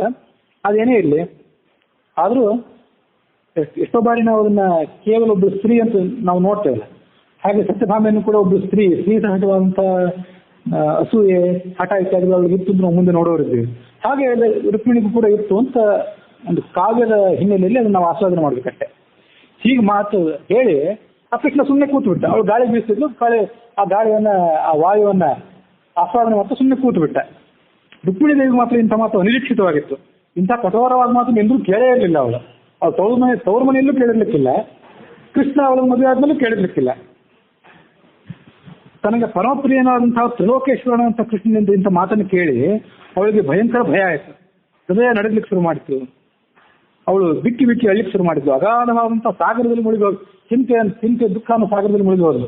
ಇದೆಲ್ಲ ಕೃಷ್ಣನ ಮಾತು ಸತ್ಯವೇನೋ, ಅವನು ನನ್ನನ್ನು ಬಿಟ್ಟು ಬಿಡ್ತಾನೇನೋ, ನನಗೆ ವಿಚ್ಛೇದನ ಕೊಟ್ಟು ಬಿಡ್ತಾನೇನೋ ಅಂತ ಭಯ ಅವಳಿಗೆ ಶುರುವಾಯಿತು. ಅವಳು ಬಿಕ್ಕಿ ಅಳ್ಲಿಕ್ಕೆ ಪ್ರಾರಂಭ ಮಾಡಿದಾಗ ಅವಳ ಶರೀರ ಎಲ್ಲ ತೊಯ್ದು ಹೋಗಿತ್ತು. ಅವಳ ಕಣ್ಣಿನ ನೀರಿನಿಂದ ದುಃಖದ ಕಾರಣದಿಂದಾಗಿ ಕಂಠ ಬಿಗಿದು ಹೋಗಿತ್ತು, ಮಾತನಾಡಿಕೆ ಆಗ್ತಿರ್ಲಿಲ್ಲ. ಅವಳ ವಿಚಾರ ಶಕ್ತಿಯು ಒಂದು ವಿಲುಪ್ತ ಆಗಿಬಿಡ್ತು. ನನ್ನ ಪತಿಯಾದಂಥ ಕೃಷ್ಣ ನನ್ನನ್ನು ಬಿಟ್ಟು ಬದುಕಲಿಕ್ಕೆ ಸಾಧ್ಯವೇ ಅಂತ ಆಲೋಚನೆ ಮಾಡ್ಲಿಕ್ಕೆ ಅವಳಿಗೆ ಸಾಧ್ಯ ಆಗಲಿಲ್ಲ. ಆ ಸಂದರ್ಭದಲ್ಲಿ ಬಿಟ್ಟು ಬಿಡ್ತಾನೆ ಅಂತ ಹೇಳಿದ್ನಲ್ಲ, ಹಾಗಾದ್ರೆ ಆ ವಿಷಯವೇ ಸತ್ಯ ಆಗ್ಬೋದೇನೋ, ಅವನ ಆ ಆಲೋಚನೆಯನ್ನು ಕಾರ್ಯಕ್ಕೆ ತಿಳಿಸಿಬಿಡ್ಬೋದೇನೋ ಅಂತ ಅವಳಿಗೆ ಭಯ ಶುರುವಾಯಿತು. ಕ್ಷಣ ಮಾತ್ರದಲ್ಲಿ ಅವ್ರು ಕುಶಲ ಆಗಿಬಿಟ್ಲು ಅಂತ ವ್ಯಾಸರ ವರ್ಣನೆ ಮಾಡ್ತಾರೆ. ಎಷ್ಟೋ ಬಾರಿ ನಾವು ಬಾಣಭಟ್ಟನ ವರ್ಣನೆಯಲ್ಲಿ, ಕಾಳಿದಾಸನ ವರ್ಣನೆಯಲ್ಲಿ ಇದ್ದಕ್ಕಿದ್ದಂತೆ ಒಬ್ಬ ಪ್ರಿಯಕರನ ವಿರಹವನ್ನು ತಾಳದೆ ಒಮ್ಮೆಲೆ ಕುಶಲಾಗಿಬಿಟ್ಲು. ಒಮ್ಮೆಲೆ ಕುಶಲಾಗಿದ್ದರಿಂದ ಅವಳು ಧರಿಸಿರುವಂಥ ಕಂಕಣ ಏನಿರ್ತದಲ್ಲ, ಆ ಕಂಕಣ ಭೂಮಿಗೆ ಬಿದ್ದು ಬಿಡ್ತು ಅನ್ನೋ ವರ್ಣನೆ ಕೇಳಿದ್ವಿ ನಾವು. ಬಾಣಭಟ್ಟನ, ಕಾಳಿದಾಸನ ಅದು ಒಂದು ವರ್ಣನೆಯಲ್ಲಿ. ಅಯ್ಯೋ ಎಂಥ ಅದ್ಭುತವಾದ ವರ್ಣನೆ ಅಂತ ನಾವು ಅದನ್ನ ಆಲೋಚನೆ ಮಾಡ್ತಿದ್ವಿ ಆ ಕಾವ್ಯ ಓದುವಾಗ. ಆದರೆ ವಾಸ್ತವಿಕವಾಗಿ ಆ ಎಲ್ಲ ವರ್ಣನೆಗಳು ವೇದವ್ಯಾಸರ ವರ್ಣನೆ. ವ್ಯಾಸೋತ್ಸಿಷ್ಟಂ ಜಗತ್ ಸರ್ವಂ ಅಂತ ಹೇಳ್ತೇವೆ ನಾವು. ವೇದವ್ಯಾಸ ಏನೇ ವರ್ಣನೆ ಮಾಡಿದ್ರು, ಶೃಂಗಾರವೇ ಆಗಲಿ, ವೀರವೇ ಆಗಲಿ, ಹಾಸ್ಯವೇ ಆಗಲಿ, ನವರಸದ ಯಾವುದೇ ಭಾಗವೇ ಆಗಲಿ, ಎಲ್ಲರೂ ವೇದವ್ಯಾಸರು ಏನು ವರ್ಣನೆ ಮಾಡಿ ಬಿಟ್ಟಿದ್ದಾರೆ ಅದನ್ನು ಉಳಿದು ತೆಗೆದು ವರ್ಣನೆ ಮಾಡ್ಬೇಕಷ್ಟೇ. ಕ್ಷಣ ಮಾತ್ರದಲ್ಲಿ ಅವಳು ಕುಶಲಾದ್ಲು. ಅವಳ ಮುಂಗೈಯಲ್ಲಿದ್ದಂಥ ಬಳೆಗಳು ಕ್ಷಣ ಮಾತ್ರದಲ್ಲಿ ಕಳಿಸಿ ಬಿಟ್ಟುಬಿಟ್ಟು ಅಂತ ವರ್ಣನೆ ಇದೆ. ಉತ್ಪ್ರೇಕ್ಷೆ ಇದ್ದಿರಬಹುದು, ಆದರೂ ಆ ವರ್ಣನೆಯಲ್ಲಿ ಒಂದು ಸ್ವಾರಸ್ಯ ಇದೆ. ಹಿಡಿದಂಥ ರತ್ನಮಯವಾದಂಥ ಭೀಷಣಿಗೆ ಜಾರಿ ಕೆಳಗೆ ಬಿತ್ತು. ಕೋಮಲವಾದಂಥ ಅವಳ ಶರೀರ ಬಿರುಗಾಳಿಗೆ ಸಿಕ್ಕಿದಂಥ ಬಾಳೆ ಗಿಡದಂತೆ ಬುಡಮೇಲಾಗಿ ಕೆಳಗೆ ಬಿತ್ತು. ಅವಳು ಪ್ರಜ್ಞಾಹೀನಳಾಗಿ ಕೆಳಗೆ ಬಿದ್ದುಬಿಟ್ಲು. ನನ್ನ ಪತ್ನಿ ಹಾಸ್ಯದ ಹಿರಿಮೆ ಅಂತ ತಿಳ್ಕೊಂಡಿಲ್ಲಲ್ಲ, ನಾನು ಹೇಳಿದ ಮಾತನ್ನೇ ಸತ್ಯ ಅಂತ ಭಾವಿಸಿಬಿಟ್ಲಲ್ಲ ಅಂತ ಕೃಷ್ಣನಿಗೆ ಕರುಣೆ ಬಂತು ಅವಳ ವಿಷಯದಲ್ಲಿ. ಮರುಕೋವು ಬಂತು. ಮರುಕ್ಷಣದಲ್ಲೇ ಹಂಸತೂಲಿಕಾ ತಲ್ಪದಿಂದ ಕೆಳಗಿಳಿದು ತನ್ನ 4 ಕೈಗಳಿಂದ ಅವಳನ್ನು ಹಿಡಿದು ಎತ್ತಿದ ಅನ್ಸಿದೆ. ಇದೊಂದು ಬಹಳ ಆಶ್ಚರ್ಯಕರವಾದ ವರ್ಣನೆ. ಅವನಿಗೆ ಯಾವಾಗಲೂ 4 ಕೈ ಇರ್ತಿತ್ತೇನೋ ಅಂತ. ಹಿಂದೆ ಕಾಲವನ್ನು ಏಕಾಂಗಿಯಾಗಿ ಎದುರಿಸಲಿಕ್ಕೆ ಅಂತ ಬಂದಲ್ಲ, ಆಗಲೂ ಅವನ ಕೈಯಲ್ಲಿ ಶಸ್ತ್ರಾಸ್ತ್ರ ಇರಲಿಲ್ಲ. ಆದರೆ 4 ಕೈಯಿಂದ ಬಂದ ಅವನು ಅಂತಿದೆ. ಅರ್ಜುನನು ಕೂಡ ಕೃಷ್ಣನ ವಿಶ್ವರೂಪವನ್ನು ನೋಡಿ ಭಯಭೀತನಾಗಿ ನನಗೆ ನಿನ್ನ ಹಿಂದಿನ ಸಾಮಾನ್ಯವಾದ ರೂಪವನ್ನೇ ತೋರಿಸು ಅಂತ ಕೇಳ್ಕೊಂಡಂತ ವರ್ಣನೆ ಇದೆ. ಅದೇ ಚತುರ್ಭುಜವಾದ ರೂಪವನ್ನು ತೋರಿಸುವಂತ. ಹಾಗಾಗಿ ಪ್ರಾಯಃ ಕೃಷ್ಣ ಆ ಕೃಷ್ಣಾವತಾರದ ಸಂಪೂರ್ಣ ಸಂದರ್ಭದಲ್ಲಿ ಹುಟ್ಟಿದಾಗಲೂ ಚತುರ್ಭುಜನಾಗೇ ಇದ್ದಂತಿದೆ. ಆದ್ರೆ ಆಯುಧಗಳಿದ್ವು ಅವರಿಗೆ. ಉಳಿದೆಲ್ಲ ಸಂದರ್ಭಗಳಲ್ಲಿ ಅಂತಃಪುರದಲ್ಲಿದ್ದಾಗ ಆಯುಧಗಳನ್ನೇನು ಇಟ್ಕೊಂಡಿರ್ಲಿಕ್ಕಿಲ್ಲ ಪ್ರಾಯಶಃ. ಅಂತ 4 ಕೈಗಳು ಮಾತ್ರ ಯಾವಾಗಲೂ ಇದ್ದಿರಬೇಕು. 2 ಕೈಗಳಿಂದ ರುಕ್ಮಿಣಿಯನ್ನು ಎಬ್ಬಿಸಿ ಮತ್ತೆ 2 ಕೈಗಳಿಂದ ಆಕೆಯನ್ನು ಆಶ್ವಾಸನ ಮಾಡಲಿಕ್ಕೆ ಅವನು ಉಪಯೋಗ ಮಾಡಿಕೊಂಡ ಅಂತ ಅದನ್ನ ಅರ್ಥ ಮಾಡ್ಕೊಳ್ಬೋದು. ಹೀಗೆ 4 ಕೈಗಳಿಂದಲೂ ಆಕೆಯನ್ನು ಹಿಡಿದೆತ್ತಿ ಆಕೆ ಕೆದರಿ ಹೋಗಿದ್ದಂಥ ಕೂದಲುಗಳನ್ನು ಸರಿಪಡಿಸಿ ಅವಳ ಆರ್ದ್ರವಾದಂಥ ಶರೀರವನ್ನೆಲ್ಲೂ ಕೂಡ ತನ್ನ ಕರಕಮಲದಿಂದ ಒರೆಸಿ ಅವಳನ್ನು ಆಲಿಂಗನ ಮಾಡಿಕೊಂಡು ಅವಳಿಗೆ ಆ ನಯವಾದಂಥ ಮಾತುಗಳಿಂದ, ಮೃದುವಾದಂಥ ಮಾತುಗಳಿಂದ ಆಕೆಯನ್ನು ಸಮಾಧಾನ ಮಾಡಲಿಕ್ಕೆ ಪ್ರಾರಂಭ ಮಾಡಿದ. ಅವಳಿಗೆ ಏನು ದುಃಖ ಆಗಿತ್ತಲ್ಲ, ಆ ದುಃಖಕ್ಕೆ ಅವಳು ಯೋಗ್ಯ ಆಗಿರಲಿಲ್ಲ. ಸಾಮಾನ್ಯವಾಗಿ ಯಾವುದೇ ನಿರಪರಾಧಿನಿಯಾದಂಥ ಸ್ತ್ರೀ ಆ ದುಃಖಕ್ಕೆ ಯೋಗ್ಯಳಲ್ಲ. ಅವರಲ್ಲಿ ಅವಳು ರಾಜಕುಮಾರಿ, ದೊಡ್ಡ ವಂಶದಲ್ಲಿ ಹುಟ್ಟಿದವಳು, ದೊಡ್ಡ ವಂಶಕ್ಕೆ ಬಂದು ಸೇರಿದವಳು. ಅಂಥ ದುಃಖಕ್ಕೆ ಅವಳು ಯೋಗ್ಯನೇ ಆಗಿರಲಿಲ್ಲ. ಯಾರೋ ಅಂಥ ಅಪಹಾಸ್ಯವನ್ನ ಅವಳ ಜೊತೆಗೆ ಮಾಡಬಾರದು. ಆ ಅಪಹಾಸಕ್ಕೆ ಅವಳು ಸೂಕ್ತ ವ್ಯಕ್ತಿ ಅಲ್ಲ. ಆದರೆ ಅಂಥ ಸಂದರ್ಭದಲ್ಲಿ ಆಕೆ ಆ ದುಃಖಕ್ಕೆ ಏನು ಈಡಾಗಲಿಲ್ಲ. ಅದನ್ನು ನೋಡಿ ಆಕೆಯನ್ನು ಸಮಾಧಾನ ಮಾಡಿದ. ವಿದರ್ಭ ರಾಜಕುಮಾರಿ, ನನ್ನಲ್ಲಿ ನೀನು ದೋಷ ಎಣಿಸಬೇಡ. ನಿನಗೆ ನಾನು ಏಕಮಾತ್ರ ಆಶ್ರಯ, ನಿನಗೆ ಆ ನಂಬಿಕೆ ನನ್ನಲ್ಲಿದೆ ಅಂತ ನನಗೆಲ್ಲ ಗೊತ್ತಿದೆ. ಆದರೆ ನಿನ್ನ ಬಾಯಿಂದ ನನ್ನ ಸ್ವಾಭಾವಿಕವಾದಂಥ ಗುಣಗಳೇನಿವೆ ಅದನ್ನು ನಿನ್ನ ಬಾಯಿಂದ ಸ್ವಲ್ಪ ವರ್ಣನೆ ಕೇಳಬೇಕು ಅನಿಸ್ತು ನನಗೆ. ಅದಕ್ಕಾಗಿ ಮಾತಾಡಿದೆ ಅಷ್ಟೇ. ಮತ್ತೊಂದು ನನಗೆ ಬಹಳ ಸುಂದರವಾದಂಥ ಉದ್ದೇಶ ಇದೆ ಇದರಲ್ಲಿ. ಆ ಮಾತುಗಳನ್ನು ನೀವೆಲ್ಲರೂ ಗಮನಿಸಬೇಕು. ಅದೇನೆಂದ್ರೆ, ನಿನ್ನನ್ನು ಮದುವೆಯಾಗಿ ಎಷ್ಟೋ ವರ್ಷ ಆಯ್ತು. ಈಗ ಎಷ್ಟೋ ವರ್ಷ ಆದ್ಮೇಲೆ ನಿನ್ನ ಸೌಂದರ್ಯವನ್ನ ದೂರದಿಂದಲೂ ಸಮೀಪದಿಂದಲೂ ಏಕಾಂತದಲ್ಲೆಲ್ಲ ನಾನು ನೋಡಿದ್ದೇನೆ. ಆದರೆ ಇದೊಂದು ವಿಭಿನ್ನವಾದ ಸೌಂದರ್ಯ ಈಗ ನಾನು ನಿನ್ನಲ್ಲಿ ನೋಡಬೇಕು ಅಂತ ಅಪೇಕ್ಷೆ ಪಟ್ಟಿರೋದು. ಕೋಪದಿಂದ ನಿನ್ನ ಸುಂದರವಾದಂಥ ತುಟಿಗಳು ನಡಗ್ತಾ ಇವೆ ಮತ್ತು ನಿನ್ನ ನೋಟ ಕೆಂಪು ಕೊಟ್ಟಿದೆ. ನಿನ್ನ ಕಡೆಗಣ್ಣು ಕೆಂಪಾಗಿದೆ, ಹುಬ್ಬುಗಳು ಗಂಟಿಕ್ಕಿವೆ. ಇಂಥ ನಿನ್ನ ಒಂದು ವಿಭಿನ್ನವಾದಂಥ ರೂಪವನ್ನು ನೋಡಬೇಕು ಅಂತ ನನಗೆ ಅಪೇಕ್ಷೆ ಆಯಿತು. ಅದಕ್ಕಾಗಿ ನಾನು ನಿನ್ನನ್ನ ಹೀಗೆ ತೀಕ್ಷ್ಣವಾದಂಥ ಮಾತುಗಳಿಂದ ನೋಯಿಸಿದೆ. ಇದರಲ್ಲಿ ನನ್ನ ಕೆಟ್ಟ ಉದ್ದೇಶ ಏನು ಇರಲಿಲ್ಲ. ಮತ್ತೆ ಎಲ್ಲಕ್ಕಿಂತ ಪ್ರಧಾನವಾದಂಥ ಮಾತು ಏನಂದ್ರೆ, ಈ ಸಂಸಾರದಲ್ಲಿ ಯಾರು ತೊಳಲಾಡ್ತಾ ಇರ್ತಾರಲ್ಲ ಅವರಿಗೆ ಇದೊಂದು ಅಪೂರ್ಣವಾದಂಥ ಸುವರ್ಣಾವಕಾಶ ಅಂತ ಇಂಥದ್ದೊಂದು ಸಂದರ್ಭ. ಅಯಂ ಹಿ ಪರಮೋ ಲಾಭ ಗೃಹೇಶು ಗೃಹಮೇಧಿನಾಂ ಎನ್ ನರ್ಮೈ ನೀಯತೆ ಯಾಮಃ ತೇಯ ಭೀರುಭಾನಿನಿ. ಸಂಸಾರಸ್ಥರಾದವರಿಗೆ ಮದುವೆಯಾಗಿ ಎಷ್ಟೋ ವರ್ಷ ಕಾಲ ಕಳೆದಿರ್ತದೆ, ಮಕ್ಕಳು ಆಗಿರ್ತಾರೆ, ಮೊಮ್ಮಕ್ಕಳು ಆಗಿರ್ಬೋದು. ಆದರೆ ಆ ಸಂಸಾರದಲ್ಲಿ ಬಿದ್ದವರು ನಾನಾ ಥರದ ಸಂಕಷ್ಟಗಳಿಗೆ ಈಡಾಗಿ ಸಂಕಟ ಪಡ್ತಿರ್ತಾರಲ್ಲ, ಅದಕ್ಕೆಲ್ಲ ಒಂದು ರಿಲೀಫ್, ಒಂದು ಪರಿಹಾರ ಏನಂದ್ರೆ, ತಾವು ತಮ್ಮ ಪತ್ನಿಯ ಜೊತೆಗೆ ಏಕಾಂತದಲ್ಲಿದ್ದಾಗ ಇಂಥ ಹಾಸ್ಯದ ಮಾತುಗಳನ್ನು ಆಡಿ ಪತ್ನಿಯನ್ನ ಸಿಟ್ಟಿಗೆಬ್ಬಿಸಿ ಆಕೆಯ ಸಿಟ್ಟನ್ನು ಅನುಭವಿಸಿ ಆ ಸಂದರ್ಭದಲ್ಲಿ ಅವರೇನು ಸಂದರ್ಭವನ್ನು ಆಸ್ವಾದನೆ ಮಾಡ್ತಾರಲ್ಲ, ಅದು ಸಂಸಾರಿಗಳಿಗೆ ಒಂದು ಅದ್ಭುತವಾದಂಥ ಅವಕಾಶ ಅಂತ ಹೇಳ್ತಾನೆ ಕೃಷ್ಣ. ಪರಮೋಲಾಭ, ಇದೊಂದು ದೊಡ್ಡ ಅಪಾರ್ಚುನಿಟಿ ಇದೆ, ಸುವರ್ಣಾವಕಾಶ. ಗೃಹೇಶು ಗೃಹಮೇಧಿನ, ನೀವು ಇಂಥ ಒಂದು ಅದ್ಭುತವಾದಂಥ ಅವಕಾಶ, ಇಂಥ ಒಂದು ಸುಖವನ್ನು ಪಡ್ಕೊಳ್ಳಿಕ್ಕೆ ನೀವು ಬೇರೆ ಎಲ್ಲೋ ವಿಹಾರಕ್ಕೆ ಹೋಗಬೇಕಾಗಿಲ್ಲ. ಗೃಹೇಶು, ನಿಮ್ಮ ಮನೆಯಲ್ಲೇ ನೀವು ದೊರೆಯಬಹುದಂಥ ಒಂದು ಅವಕಾಶ ಇದೆ ಸಂಸಾರಸ್ಥರಾದವರಿಗೆ. ಏನು ನರ್ಮೈಹಿ, ನರ್ಮ ಅಂದ್ರೆ ಹಾಸ್ಯ. ನಿಮ್ಮ ಹೆಂಡತಿಯನ್ನು ನೀವು ಹಾಸ್ಯ ಮಾಡಿ, ನಿಮ್ಮ ಹೆಂಡತಿ ನಿಮ್ಮನ್ನು ಹಾಸ್ಯ ಮಾಡಲಿ, ಅದ್ರ ಮೂಲಕ ನೀವು ಸುಖ ಪಡ್ಕೊಳ್ಳಿ. ಯಾಮಹ, ಇದ್ರ ನೀವು ಬರೀ ಕ್ಷಣಿಕವಾದ ಹಾಸ್ಯ ಅಲ್ಲ, ಇದು ಇಡೀ ರಾತ್ರಿಯೇ, ಇಡೀ ಯಾಮವೇ ಕಳೆದು ಹೋಗ್ತದೆ ಇಂಥ ಒಂದು ಹಾಸ್ಯ ನೀವು ಮಾಡಿಕೊಂಡು ಕಾಲ ಕಳೆದರೆ. ಇದನ್ನ ಇಂಥ ಒಂದು ಉದ್ದೇಶ ಇಟ್ಕೊಂಡು ನಿನ್ನ ಜೊತೆ ಸುಖವಾಗಿ ಕಾಲ ಕಳಿಬೇಕು. ಅನೇಕ ರಾಜಕಾರಿಗಳು, ಏನೇನೋ ಒತ್ತಡಗಳು, ಇವೆಲ್ಲದರ ನಡುವೆ ಸಂಸಾರದ ಸ್ವಾರಸ್ಯವನ್ನು ಸ್ವಲ್ಪ ಅನುಭವಿಸಬೇಕು ಅನ್ನೋ ದೃಷ್ಟಿಯಿಂದ ನಿನಗೆ ಹಾಸ್ಯ ಮಾಡಿದೆ ಅಷ್ಟೇ. ಇದನ್ನ ನೀನು ತಿಳ್ಕೋ. ನಾವು ಕೃಷ್ಣನನ್ನ, ರುಕ್ಮಿಣಿಯನ್ನ, ಸತ್ಯಭಾಮೆಯನ್ನ, ಇವರೆಲ್ಲರನ್ನು ಕೂಡ ನರಲೋಕ ವಿಡಂಬನರು ಅಂತ ಕರಿತೇವೆ. ನರಲೋಕ ವಿಡಂಬಸ್ಯ ಜ್ಞಾನಂ ರಾಮಸ್ಯ ಹೃದ್ಗತಂ ಅಂತ ನಾವು ತಾತ್ಪರ್ಯದಲ್ಲಿ ಕೂಡ ಅದನ್ನು ನೋಡ್ತೀವಿ. ಈ ಜಗತ್ತಿಗೆ ಬಂದ ಮೇಲೆ ಇಲ್ಲಿ ಮನುಷ್ಯರೇನಿದ್ದಾರಲ್ಲ, ಇವರ ರೀತಿ ನೀತಿಗಳನ್ನ, ಇವರ ಹಾವಭಾವಗಳನ್ನ, ಇವರ ದಾರಿಗಳನ್ನು ಪರಮಾತ್ಮ ಕೂಡ ಅನುಕರಣೆ ಮಾಡಬೇಕು. ಹಾಗಾದಾಗಲೇ ಅವನು ಅವತಾರ ಮಾಡಿದ ಸಾರ್ಥಕ ಅಂತ ಹೇಳ್ತೇವೆ. ಅದಷ್ಟೇ ಅಲ್ಲದೆ ಮರ್ತ್ಯಾವತಾರಸ್ಯ ಮರ್ತ್ಯ ಶಿಕ್ಷಣ ಅಂತ ಅನ್ನೋದು ಇದಕ್ಕಿಂತ ಪ್ರಧಾನವಾದ ಉದ್ದೇಶ. ಅವನು ಇಲ್ಲಿ ಹುಟ್ಟಿ ನಮ್ಮಂಥ ಜನಸಾಮಾನ್ಯರನ್ನ, ಸ್ತ್ರೀಯರನ್ನಾಗಲಿ ಪುರುಷರನ್ನಾಗಲಿ ಅವನು ಅನುಕರಣೆ ಮಾಡೋದಿದೆಯಲ್ಲ, ಅನುಕರಣೆ ಮಾಡ್ತಾನೆ. ಅದರಂತೆ ಅವನು ವಿದ್ಯಾಭ್ಯಾಸ ಪಡ್ಕೋತಾನೆ, ಹಾಗೆ ಉಪನಯನ ಮಾಡ್ಕೋತಾನೆ, ಹಾಗೆ ಮದುವೆ ಮಾಡ್ಕೋತಾನೆ, ಹಾಗೆ ದುಃಖ ಪಡ್ತಾನೆ ಅಂತ ಅನ್ನೋದು ಮನುಷ್ಯರನ್ನು ಅನುಕರಣೆ ಮಾಡುವ ವರ್ತನೆ. ಇದೆಲ್ಲದಕ್ಕಿಂತ ಹೆಚ್ಚಾಗಿ ಮನುಷ್ಯರಿಗೆ ಅವನು ಶಿಕ್ಷಣ ಕೊಡ್ತಾನೆ ಅಂತ ಅನ್ನೋದು ಮುಖ್ಯ.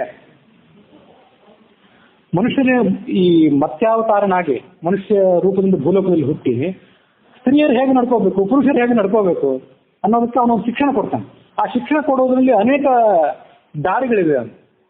ಅನೇಕ ರೀತಿಯಲ್ಲಿ ಒಂದು ಶಿಕ್ಷಣ ಕೊಡ್ತಾರೆ, ಅದರಲ್ಲಿ ಇದೊಂದು ರೀತಿ ಅಂತ ನಾವು ಇದನ್ನ ಅರ್ಥ ಮಾಡ್ಕೊಳ್ಬೇಕು. ಇದೊಂದು ಮಹತ್ತರವಾದಂಥ ಲಾಭ. ಹೀಗೆ ಕೃಷ್ಣ ತನ್ನ ಪ್ರೇಯಸಿಯಾದಂಥ ಆ ರುಕ್ಮಿಣಿಯನ್ನು ಸಮಾಧಾನ ಮಾಡಿದ ಮೇಲೆ ಆಗ ಅವಳಿಗೆ ಆ ಭಯ ಏನಾಗಿತ್ತಲ್ಲ, ಆ ಭಯ ಹೋಯ್ತಂತ. ನನ್ನನ್ನೆಲ್ಲಿ ಪರಿತ್ಯಾಗ ಮಾಡಿಬಿಡ್ತಾನೋ ಅನ್ನೋ ಭಯ ಹೋಯ್ತು. ಆದರೆ ಅವಳಿಗೆ ಕೃಷ್ಣ ತನ್ನ ಸೌಂದರ್ಯವನ್ನು ಹೊಗಳಿದ್ದರಿಂದ, ನಿನ್ನ ಸೌಂದರ್ಯವನ್ನು ನೋಡಬೇಕು ಅಂತ ಅಪೇಕ್ಷೆಯಿಂದ, ಸಿಟ್ಟಿನಲ್ಲಿ ನಿನ್ನ ಸೌಂದರ್ಯ ಹೇಗಿತ್ತು ನೋಡಬೇಕು ಅನ್ನೋ ಅಪೇಕ್ಷೆಯಿಂದ ನಿನ್ನನ್ನು ನಾನು ಈ ಥರ ತೀಕ್ಷ್ಣವಾದ ಮಾತುಗಳಿಂದ ನೋಯ್ತಿದೆ ಅಂತ ಹೇಳಿದ್ನಲ್ಲ, ಸೌಂದರ್ಯವನ್ನು ಹೊಗಳಿದ್ರಿಂದ ಆಕೆಗೆ ಮತ್ತಷ್ಟು ಸಂತೋಷ ಆಯಿತು, ನಾಚಿಕೆಯೂ ಕೂಡ ಬಂತು. ಹಾಗೆ ತನ್ನ ಸಂತೋಷದಿಂದ ಮತ್ತು ಲಜ್ಜೆಯಿಂದ ಕೂಡಿದ ನೋಟದಿಂದ ಕೃಷ್ಣನನ್ನು ನೋಡ್ತಾ ಅವಳು ಉತ್ತರ ಹೇಳಿದ್ಳು.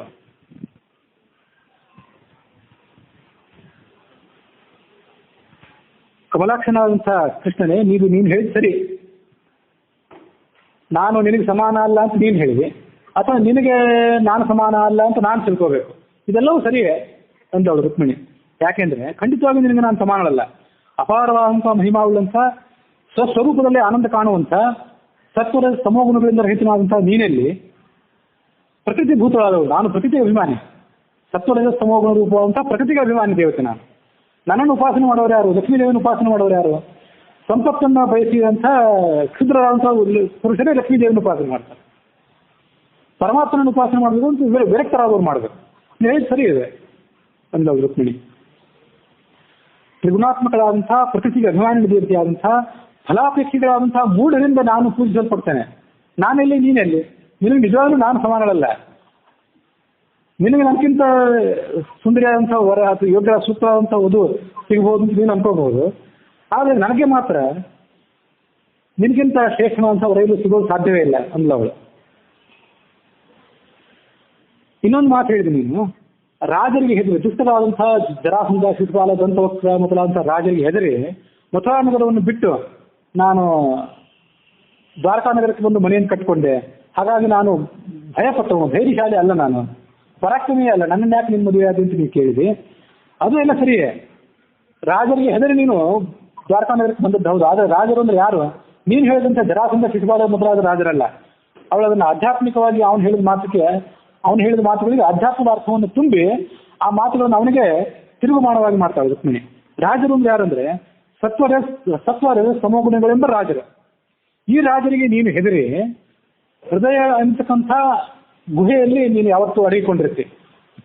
ನಮ್ಮ ಭಾಷೆ ಆವರಣ ಏನಿದೆ, ಮನುಷ್ಯನ ಭಾಷೆ ಆವರಣ ಏನಿದೆ, ಇದು ಸತ್ವರ ಸಮೋಗುಣಗಳ ನಿಯಂತ್ರಣ ಒಳಪಟ್ಟಿದ್ದು. ಪರಮಾತ್ಮ ಈ ಭಾಷೆ ಆವರಣದಲ್ಲಿ ನಮ್ಗೆ ಸಿಗುವಂಥವನೇ ಅಲ್ಲ, ಅವನು ಇರೋದೇ ಒಳಗೆ. ಆ ಸತ್ವದ ಸಮೋಗುಣಗಳಿಗೆ ಅತೀತವಾದಂತಹ ಅಂತರಾವರಣದಲ್ಲಿ ಭಗವಂತ ಯಾವತ್ತೂ ನೆಲೆ ನಿಂತವನು. ಸಚ್ಚಿದಾನಂದ ಸ್ವರೂಪವಾದಂಥ ಆತ್ಮಸ್ವರೂಪದಲ್ಲಿ ನೀನು ಇರುವಂಥವನು. ಅವಳ ಆ ಮಾತನ್ನು ಅವನಿಗೆ ತಿರುಗಿಸಿ ಉತ್ತರ ಕೊಟ್ಲು. ಬಲಿಷ್ಠರಾದಂತಹ ವ್ಯಕ್ತಿಗಳ ಜೊತೆಗೆ ನಾನು ದ್ವೇಷ ಕಟ್ಟಿಕೊಂಡಿದ್ದೇನೆ, ಹಾಗಾಗಿ ನಾನು ಮೂರ್ಖ ಅಂತ ನಿನ್ನನ್ನು ನೀನೇ ನಿಂದನೆ ಮಾಡ್ಕೊಂಡಿ. ಅದಕ್ಕೂ ಅರ್ಥ ಇದೆ, ಬಲಿಷ್ಠರ ಜೊತೆಗೆ ನೀನು ದ್ವೇಷ ಕಟ್ಕೊಂಡಿದ್ದೆ ಹೌದು. ಆದರೆ ಬಲಿಷ್ಠರಾದವರು ಯಾರು? ಅವರು ಜರಾಸಂಧ ಮೊದಲಾದ ರಾಜರಲ್ಲ. ಕಾಮ, ಕ್ರೋಧ, ಲೋಭ, ಮೋಹ, ಮದ, ಮಾತ್ಸರ್ಯ ಮೊದಲಾದಂತಹ 6 ದೋಷಗಳೇನಿವೆಯಲ್ಲ, ಇವರೇ ಬಲಿಷ್ಠರಾದಂಥ ರಾಜರು, ಬಲಿಷ್ಠರಾದಂಥ ಶತ್ರುಗಳು. ಇವ್ರ ಜೊತೆಗೆ ನಿನಗೆ ವಿರೋಧ. ಅವರಿದ್ದಲ್ಲಿ ನೀನು ಸಿಗೋದಿಲ್ಲ. ಯಾರು ಕಾಮಕ್ರೋಧಗಳಿಗೆ ಒಳಗಾಗಿರ್ತಾರಲ್ಲ ಯಾವ ಕ್ಷುದ್ರ ವ್ಯಕ್ತಿ, ಅಂಥವರಿಗೆ ಭಗವಂತನ ನೆಲೆ ಯಾವತ್ತೂ ಸಿಗಲಾರದಂಥದ್ದು. ಭಗವಂತ ಸಿಗಬೇಕು ಅಂದ್ರೆ ಆ ಶತ್ರುವನ್ನು ಗೆಲ್ಲಬೇಕು. ಹಾಗಾಗಿ ಆ ಬಲಿಷ್ಠರಾದಂತಹ ಆ 6 ಶತ್ರುಗಳ ವಿರೋಧವನ್ನು ಕಟ್ಕೊಂಡವನು ನೀನು, ಅದು ಸತ್ಯವೇ ಅಂದ್ಲವಳು.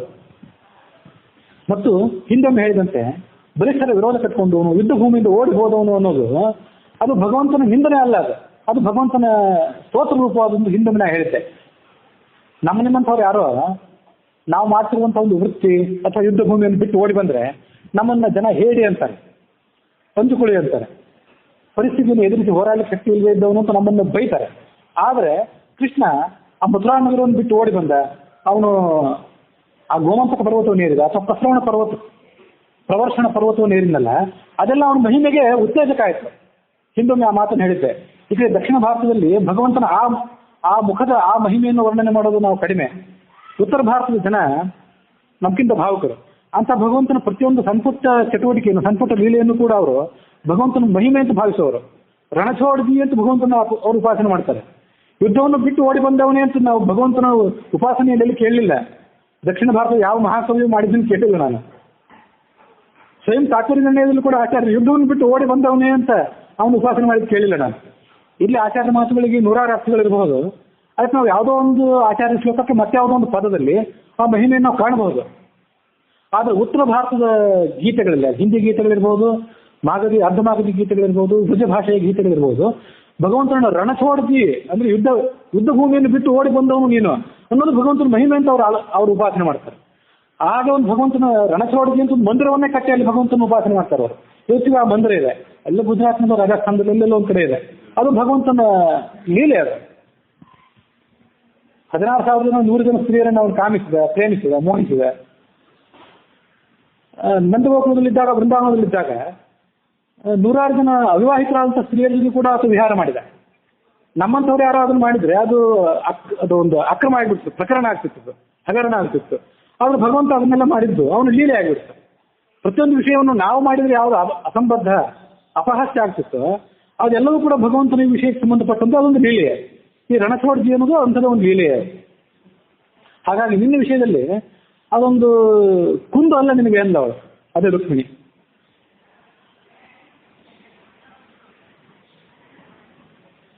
ಇನ್ನೊಂದು ವಿಷಯ, ಯಾರು ನಾನು ರಾಜಸಿಂಹಾಸನದಿಂದ ವಂಚಿತ, ನನಗೆ ಯಾರು ಪಟ್ಟಾಭಿಷೇಕ ಮಾಡಿಲ್ಲ, ನನಗೆ ಸ್ಥಾನಮಾನ ಇಲ್ಲ ಅಂತ ನೀನು ನಿನ್ನ ಬಗ್ಗೆ ಹೇಳ್ಕೊಂಡಿಲ್ಲ, ಅದೇನು ದೊಡ್ಡ ವಿಷಯ ಅಲ್ಲ ಅಂದವಳು. ನೀನು ಸಿಂಹಾಸನದಲ್ಲಿ ಕೂತಿದ್ದಿ, ನೀನೊಬ್ಬ ದೊಡ್ಡ ಸ್ಥಾನಮಾನ ಇದ್ದವನು ಅಂತ ನಿನ್ನ ನಾನು ಭೇಟಿ ಬಂದಿಲ್ಲ, ನಿನ್ನ ಪ್ರೇಮ ಪತ್ರ ಬರಬೇಕಾದ್ರೆ ಅದೆಲ್ಲ ಗೊತ್ತಿತ್ತು ನನಗೆ ಅಂದವಳು. ಯಾಕೆಂದ್ರೆ ಯಾವ ಭಕ್ತರು ನೀನಲ್ಲ, ಭಕ್ತರು ನಿನ್ನನ್ನು ಉಪಾಸನೆ ಮಾಡ್ತಾರಲ್ಲ ಅವರಿಗೆ ಈ ರಾಜಸಿಂಹಾಸನ, ಸ್ಥಾನ, ಮಾನ, ಪದವಿ, ಅಧಿಕಾರ ಇವೆಲ್ಲ ಋಣ ಮಾತ್ರ ಭಕ್ತರಿಗೆ. ಹಾಗಿರುವಾಗ ನಿಮ್ಮ ಬಗ್ಗೆ ಹೇಳೋದೇನಿದೆ? ಅವರೆಲ್ಲರಿಗೂ ಆ ಎಲ್ಲ ಭಕ್ತರು ಉಪಾಸನೆಯನ್ನು ಸ್ವೀಕಾರ ಮಾಡುವಂತಹ ಸ್ವಾಮಿ ನೀನು ಅಧಿಕಾರವನ್ನು, ಸ್ಥಾನಮಾನವನ್ನು ಇತ್ಯಾದಿಯನ್ನು ಪರಿತ್ಯಾಗ ಮಾಡಿ ನಿನ್ನಲ್ಲಿ ನೀನೇ ಸಂತೃಪ್ತನಾಗಿರ್ತೀಯಲ್ಲ, ಅದು ನಿನ್ನ ಮಹಿಮೆ. ಅದು ಸ್ಥಾನಮಾನ ಇಲ್ಲ ಅನ್ನೋದು ನಿನ್ನ ಕುಂದಲ್ಲ, ಅದು ನಿನ್ನ ಮಹಿಮೆ ಅಂದ್ಲವಳು. ನಾನು ಅಸ್ಪಷ್ಟ ವರ್ತನ, ನನಗೊಂದು ಸರಿಯಾದ ಮಾರ್ಗವೇ ಇಲ್ಲ ಅಂತ ನೀವು ಹೇಳ್ಕೊಂಡಿಲ್ಲ. ಹೌದು, ಸರಿಯಾದ ಮಾರ್ಗ ಇಲ್ಲ ಅನ್ನೋದು ಸರಿಯೇ. ಭಗವಂತನನ್ನು ತಲುಪಲಿಕ್ಕೆ ಇದೊಂದು ಸರಿಯಾದ ಮಾರ್ಗ ಅಂತ ಆ ಮಾರ್ಗವನ್ನು ಕೈ ಹಿಡಿದು ತೋರಿಸೋರು ಯಾರು ಈ ಜಗತ್ತಿನಲ್ಲಿ ಇದ್ದಾರೇನೆ ಅಂತ ಮಹಾಪಂಡಿತ, ಮಹಾ ಸನ್ಯಾಸಿ, ಮಹಾಭಕ್ತ ಯಾರಾದರೂ ಇದೇ ಮಾರ್ಗದಿಂದ ಹೋಗಿ ಇದೇ ಶಬ್ದದಿಂದ ಭಗವಂತನನ್ನು ವರ್ಣನೆ ಮಾಡಿ ಇದೇ ರೀತಿಯಿಂದ ಭಗವಂತನ ಉಪಾಸನೆ ಮಾಡುವಂತೆ ಹೇಳುವ ಧೈರ್ಯ ಯಾರು ಇದೆಯಾ? ಯಾರಿಗೂ ಇಲ್ಲ. ವೇದಗಳಿಗೂ ಅವನು ನಿಲ್ಕದವನು, ಪ್ರತ್ಯಕ್ಷ ಪ್ರಮಾಣಕ್ಕೆ, ಅನುಮಾನ ಪ್ರಮಾಣಕ್ಕೆ ಆತ ನಿಲ್ಕಲಾರದವನು. ವೇದಗಳಿಂದ ಅವನು ತಿಳ್ಕೋಬೇಕು ಅಂತ ಶಾಸ್ತ್ರ ಹೇಳ್ತದೆ. ಆದರೆ ವೇದಗಳಿಗೂ ಅವನು ನಿಲ್ಕದವನು ಅಂತ ಹೀಗಿರುವಾಗ ನಿಜವಾಗಿಯೂ ನಿನ್ನನ್ನು ತಲುಪುವಂಥ ದಾರಿ ಏನಿದೆ ಅದು ಅಸ್ಪಷ್ಟವಾದ ದಾರಿಯೇ.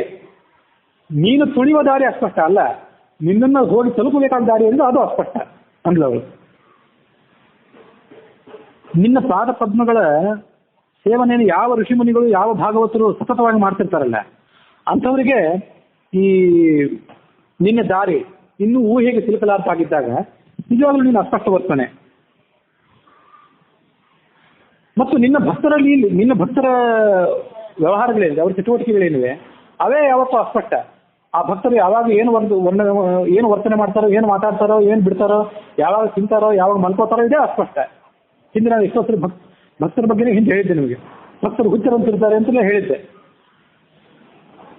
ಹಾಗಿರುವಾಗ ಆ ಭಕ್ತರ ಸೇವೆಯನ್ನು ಕೈಗೊಳ್ಳುವಂಥ ನಿನ್ನ ರೀತಿ ನೀತಿಗಳು ಇವು ಅಲೌಕಿಕವಾದ ರೀತಿ ನೀತಿಗಳು ಇವು ಅನ್ನೋದ್ರ ಬಗ್ಗೆ ನಾನು ಏನು ಹೇಳಬೇಕಾಗಿದೆ, ಅದನ್ನ ನಾನು ಮತ್ತೊಮ್ಮೆ ಹೇಳಬೇಕಾಗಿಲ್ಲ ಅಂದವರು. ನಿಷ್ಕಿಂಚನಾಹ ವಯಂ, ನಾನು ದರಿದ್ರ, ನನ್ನನ್ನು ಉಪಾಸನೆ ಮಾಡೋರು ಕೂಡ ದರಿದ್ರರು ಅಂತ ಹೇಳ್ಕೊತಾ ಇದೆಯಲ್ಲ, ಸರಿ ಮಾತು, ಅದು ಮಾತು ಸರಿಯೇ. ನೀನು ನಿಷ್ಕಿಂಚನ, ಆದರೆ ದರಿದ್ರ ಅನ್ನೋ ಅರ್ಥದಲ್ಲಿ ಅಲ್ಲ, ದುಡ್ಡಿಲ್ಲದವನು, ಸಂಪತ್ತಿಲ್ಲದವನು ಅಂತ ಅರ್ಥ ಅಲ್ಲ. ಕಿಂಚನ ಅಂದ್ರೆ ಜಗತ್ತಿನ ಯಾವುದೇ ವಸ್ತು ಅಂತ ಅರ್ಥ. ನೇಹ ನಾನಾಸ್ತಿ ಕಿಂಚನ ಅಂತ ಹೇಳ್ತದೆ ಉಪನಿಷತ್ತು. ಈ ಜಗತ್ತನ್ನು, ಈ ಪರಮಾತ್ಮನನ್ನು ಬಿಟ್ಟು ಜಗತ್ತಿನಲ್ಲಿ ಏನೂ ಇಲ್ಲ. ಪರಮಾತ್ಮನನ್ನು ಹೊರ ತೆಗೆದ್ರೆ ಜಗತ್ತಿಗೆ ಅಸ್ತಿತ್ವವೇ ಇಲ್ಲ. ಈ ನಾವು ಧರಿಸುವಂಥ ಬಟ್ಟೆಗೆ, ಆ ಬಟ್ಟೆಯಲ್ಲಿ ನೂಲೇನಿದೆಯಲ್ಲ, ಆ ನೂಲನ್ನು ತೆಗೆದುಹೋಗಿದ್ರೆ ಬಟ್ಟೆಗೆ ಅಸ್ತಿತ್ವ ಇಲ್ಲ ಅದಕ್ಕೆ. ಹಾಗೆ ಪರಮಾತ್ಮನನ್ನು ಬಿಟ್ಟರೆ ಈ ಜಗತ್ತಿಗೆ ಅಸ್ತಿತ್ವವೇ ಇಲ್ಲ. ಹಾಗಾಗಿ ನೀನು ನಿಷ್ಕಿಂಚನ ಹೌದು, ಯಾಕೆಂದ್ರೆ ನಿನ್ನನ್ನು ಬಿಟ್ಟು ಈ ಜಗತ್ತಿಗೆ ಅಸ್ತಿತ್ವವೇ ಇಲ್ಲ. ಹಾಗಾಗಿ ನೀನು ನಿಷ್ಕಿಂಚನ ಅನ್ನುವ ಶಬ್ದ ಏನಿದೆ ಆ ಶಬ್ದದ ಸ್ತುತಿಯು ನಿನ್ನ ವಿಷಯದಲ್ಲಿ ಸತ್ಯವೇ. ಎಲ್ಲ ವಸ್ತುಗಳಿಗೂ ಕೂಡ ನೀನು ವ್ಯಾಪಿಸಿದಿ, ನೀನು ಇಲ್ಲದಂಥ ವಸ್ತು ಈ ಜಗತ್ತಿನಲ್ಲಿ ಯಾವುದೂ ಇಲ್ಲ. ಹಾಗಾಗಿಯೇ ಪೂಜ್ಯರಾದಂಥ ಬ್ರಹ್ಮಾದಿಗಳು ಕೂಡ ನಿನ್ನನ್ನು ಪೂಜೆ ಮಾಡ್ತಾರೆ. ಹಾಗಾಗಿ ನೀನು ನಿಷ್ಕಿಂಚನ ಜನಪ್ರಿಯ. ಆ ಎಲ್ಲ ಭಕ್ತರ ಸೇವೆಯನ್ನು ಕೈಗೊಳ್ಳುವವನಾದ್ರಿಂದ, ಅವರ ಸ್ತೋತ್ರವನ್ನು ನೀನು ಸ್ವೀಕಾರ ಮಾಡುವನಾದ್ರಿಂದ ನೀನು ನಿಷ್ಕಿಂಚನ ಜನಪ್ರಿಯ.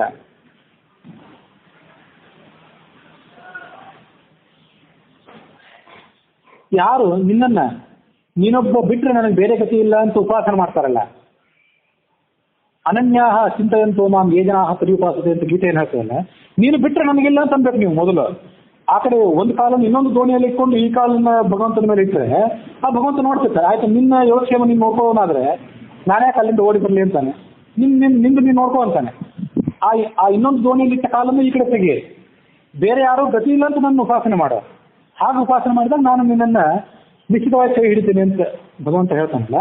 ಹಾಗೆ ಅನನ್ಯ ಭಾವದಿಂದ ಯಾರು ನಿನ್ನನ್ನು ಉಪಾಸನೆ ಮಾಡ್ತಾರೋ ಅವ್ರಿಗೆ ನೀನು ಪ್ರಿಯನೇ, ನಿಷ್ಕಿಂಚನ ಜನಪ್ರಿಯ ಹೌದು ನೀನು ಅಂತ ರುಕ್ಮಿಣಿ. ಪ್ರಾಯ ಶ್ರೀಮಂತರಾದವರು ಆಢ್ಯರಾದವರು ನನ್ನನ್ನು ಉಪಾಸನೆ ಮಾಡೋದಿಲ್ಲ, ಮೂರ್ಖರು ವ್ಯಕ್ತವಾಗಿ ಭಿಕ್ಷುಕರು ನನ್ನನ್ನು ಉಪಾಸನೆ ಮಾಡ್ತಾರೆ ಅಂತ ಹೇಳ್ಕೊತಿಯಲ್ಲ, ಅದು ಸತ್ಯವೇ. ಯಾರು ಪ್ರಾಣ ಪೋಷಣೆಯಲ್ಲಿ, ಶರೀರ ಪೋಷಣೆಯಲ್ಲಿ, ಶರೀರಕ್ಕೆ ಅಲಂಕಾರ ಮಾಡ್ಕೊಳ್ತಾ ನಿತ್ಯ ಶರೀರದ ಬಗ್ಗೆನೇ ಲಾಲಸೆಯನ್ನು ತೋರಿಸ್ಕೊಂಡು ಯಾರು ಸಂಸಾರದಲ್ಲಿ ಮಗ್ನರಾಗಿರ್ತಾರಲ್ಲ, ಅವ್ರ್ಯಾಕೆ ಭಗವಂತನ ಉಪಾಸನೆ ಮಾಡ್ತಾರೆ? ಉಪಾಸನೆ ಮಾಡೋದಿಲ್ಲ, ಸ್ಮರಿಸಿಯೂ ಅವರು ನಿನ್ನನ್ನು ಸ್ಮರಣೆ ಕೂಡ ಮಾಡೋದಿಲ್ಲ. ಭಗವಂತನೇ ನೀನು ಧರ್ಮ, ಅರ್ಥ, ಕಾಮ, ಮೋಕ್ಷಗಳಿರ್ತಕ್ಕಂಥ 4 ಪುರುಷಾರ್ಥಗಳ ಸ್ವರೂಪನಾಗಿದ್ದಿ. ವಿಚಾರಶೀಲರಾದಂತಹ ಪುರುಷರು ಮಾತ್ರ ನಿನ್ನನ್ನ ಎಲ್ಲವನ್ನು ಬಿಟ್ಟು ಉಪಾಸನೆ ಮಾಡ್ತಾರೆ. ಎಲ್ಲರೂ ಉಳಿದೆಲ್ಲ ಭಕ್ತರು ಉಳಿದೆಲ್ಲವನ್ನು ಬಿಟ್ಟು ನಿನ್ನ ಉಪಾಸನೆ ಮಾಡ್ತಾರಲ್ಲ, ಆ ಭಕ್ತರಲ್ಲಿ ನಾನೊಬ್ಬಳು ಅಂತ ಹೇಳ್ಕೊಂಡ್ಲವಳು. ನಾನು ಶ್ರೇಷ್ಠಳು ಅಂತ ಹೇಳ್ಕೊಳ್ಳಿಲ್ಲ. ಆ ಮಾತಿನ ಮಹತ್ವ ನಾವು ಗಮನಿಸ್ಬೇಕು. ನಾವು ಯಾವುದೋ ಒಂದು ಹೊತ್ತಿನ ಸಂಧ್ಯಾವಂದನೆ ಮಾಡಿ 1-2 ಗಂಟೆ ಪೂಜೆ ಮಾಡಿ ಮಹಾಭಕ್ತರು ಅಂತ ಪೋಸ್ಟ್ ಕೊಟ್ಕೊಂಡು ಓಡಾಡ್ತೇವೆ. ಅಂಥವ್ರು ನಾವು ಮಾತನ್ನು ಗಮನಿಸ್ಬೇಕು. 100 ಭಕ್ತರು ನಿನ್ನ ಉಪಾಸನೆ ಮಾಡ್ತಾರೆ, ಅವರಲ್ಲಿ ನಾನೊಬ್ಬಳು ಅಂತ ಹೇಳ್ಕೊಂಡ್ಲವಳು. ಪರಮಾತ್ಮನ ಭಕ್ತರಲ್ಲಿ ಅಗ್ರಗಣ್ಯಳಾದವಳು. ಹಾಗಾಗಿ ಅಂತ ಅನೇಕ ಭಕ್ತರಲ್ಲಿ ನಾನೊಬ್ಬಳಾದ್ರಿಂದ ನಿನಗೆ ನಾನು ಪ್ರೇಮ ಪತ್ರವನ್ನು ಬರೆದು ನಿನಗೆ ಪ್ರೇಮ ಸಂದೇಶವನ್ನು ಕಳಿಸಿ ನಿನಗಾಗಿ ನಾವು ಹಾತೊರೆದು ಓಡಿ ಬಂದದ್ದೇನಿದೆ ಅದು ಉಚಿತವಾಗಿದೆ.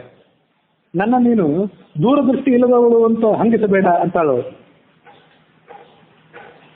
ಸುಖಕ್ಕೆ ಯಾರು ವಶೀಭೂತರಾಗಿರ್ತಾರೆ, ಯಾರು ಸುಖಕ್ಕೆ ಲಾಲಸರಾಗಿರ್ತಾರೆ, ಅವರು ನಿನ್ನನ್ನು ನೆನಪೆ ಮಾಡ್ಕೊಳ್ಳೋದೇ ಇಲ್ಲ, ನೆನಪೇ ಬರೋದಿಲ್ಲ ಅವ್ರಿಗೆ. ನಿನ್ನ ಸಮೀಪಕ್ಕೆ ಅವ್ರು ಯಾಕೆ ಬರ್ತಾರೆ? ಭಿಕ್ಷುದು ಈ ಶ್ಲಾಘಿತಾವಹ್ಯಂ, ಭಿಕ್ಷುಕರು ಮಾತ್ರ ನನ್ನನ್ನು ಶ್ಲಾಘನೆ ಮಾಡ್ತಾರೆ ಅಂತ ಹೇಳ್ತಿಯಲ್ಲ. ಭಿಕ್ಷುಕರು ಒಂದು ಯಾರು? ಅನ್ನಕ್ಕೆ ಗತಿ ಇಲ್ಲದೆ ಅಜ್ಞಾನಿಗಳಾಗಿ ಭಿಕ್ಷೆ ಬೇಡ್ತಿರ್ತಾರಲ್ಲ ಬೀದಿಯಲ್ಲಿ, ಅವರಲ್ಲ ಭಿಕ್ಷುಕರು ಅಂದ್ರೆ. ಅವರಲ್ಲ ಭಿಕ್ಷುಕರು ಅಂದ್ರೆ ಪರಮಶಾಂತರಾದಂತಹ ಸಂಸಾರದ ಚಿಂತೆಯನ್ನು ಬಿಟ್ಟು ಶರೀರ ನಿರ್ವಹಣೆಗಾಗಿ ಯಾರು ಭಿಕ್ಷೆ ಮಾಡ್ತಿರ್ತಾರಲ್ಲ ಅವರು ಭಿಕ್ಷುಕರು. ವಾಸ್ತವಿಕವಾಗಿ ನಾವೀಗ ಸನ್ಯಾಸಿಗಳನ್ನು ನೋಡ್ತೀವಲ್ಲ, ಇವರಿಗೆಲ್ಲರಿಗೂ ಭಿಕ್ಷುಗಳು ಅಂತ ವರ್ಣನೆ ಇದೆ. ಟೀಕಾಚಾರ್ಯರನ್ನು ಕೂಡ ಭಿಕ್ಷುಗಳು ಅಂತ ವರ್ಣನೆ ಮಾಡಿದ್ದಿದೆ. ಇದನ್ನ ನಾವು ತಿಳ್ಕೋಬೇಕು. ಇವತ್ತು ನಮ್ಮ ನಡುವೆ ಏನು ಸನ್ಯಾಸಿಗಳಿರ್ತಾರಲ್ಲ, ಯಾವ ಸನ್ಯಾಸಿಗಳಿಗೆ ನಾವು ಪಾದ ಪೂಜೆ ಮಾಡಿ ಅವ್ರಿಗೆ ಭಿಕ್ಷೆ ಮಾಡಿ ಅವರನ್ನ ಸಿಂಹಾಸನದಲ್ಲಿ ಕೂರಿಸಿ ನಾವು ಅವ್ರ ಸೇವೆ ಮಾಡ್ತೀವಲ್ಲ, ಇವರೆಲ್ಲ ಸನ್ಯಾಸಿಗಳು ಮೂಲತಃ ಭಿಕ್ಷುಗಳಿವರು. ಭಿಕ್ಷುಗಳಾಗೆ ಬದುಕಬೇಕಾದವರು. ಸನ್ಯಾಸಿ ಆದವನು ತಾನು ಅಡಿಗೆ ಮಾಡ್ಕೋಬಾರ್ದು, ತನ್ನದೊಂದು ದೊಡ್ಡ ಪರಿವಾರ ಕಟ್ಕೊಳ್ಬಾರ್ದು, ಮನೆಗೆ ತಿರುಗಿ ಅವನು ಭಿಕ್ಷೆ ಬೇಡಿ ತನ್ನ ಹೊಟ್ಟೆಯನ್ನು ಹೊರ್ಕೊಳ್ಬೇಕು ಅಂತ ಇರೋದು. ಇದು ಸನ್ಯಾಸದ ಧರ್ಮ. ಮೂಲತಃ ಹಾಗೆ ಇದ್ರು. ಸ್ವಯಂ ಟೀಕಾಚಾರ್ಯರು ಕೂಡ ಎರಗೋಳದ ಸಮೀಪದ ಗುಹೆಯಲ್ಲಿದ್ದು, ಆ ಗುಲ್ಬರ್ಗದ ಹತ್ರ ಎರಗೋಳ ಅಂತಿದೆಯಲ್ಲ, ಆ ಮಳಕೇಡದ ಹತ್ರ, ಆ ಗುಹೆಯಲ್ಲಿದ್ದು ಅವರು ದಿವಸಕ್ಕೊಂದು ರೊಟ್ಟಿ ಒಂದು ಏನೋ ಝುಣಕ ತಿಂದು ಆ ಗ್ರಂಥಗಳನ್ನು ರಚನೆ ಮಾಡಿದ್ರು ಅಂತಿದೆ. ಹಾಗಾಗಿ ತಮ್ಮ ಗ್ರಂಥದ ಕೊನೆಯಲ್ಲಿ ಅವರು ಜಯತೀರ್ಥ ಭಿಕ್ಷುಗಳಿಂದ ರಚಿತವಾದಂತಹ ಗ್ರಂಥ ಅಂತಿದೆ. ಅದು ಮುಂದೆ ಏನಾಯ್ತಂದ್ರೆ ರಘುತ್ತಮರ ಕಾಲದಲ್ಲೇ ಆ ರಘುತ್ತಮರು ಚಿಕ್ಕವರಿದ್ರು, ಅವ್ರಿಗೆ ಪಾಠ ಹೇಳ್ಕೊಡುವಂತ ಪಂಡಿತರು ವಯಸ್ಸಿನಿಂದ ದೊಡ್ಡವರಿದ್ರು.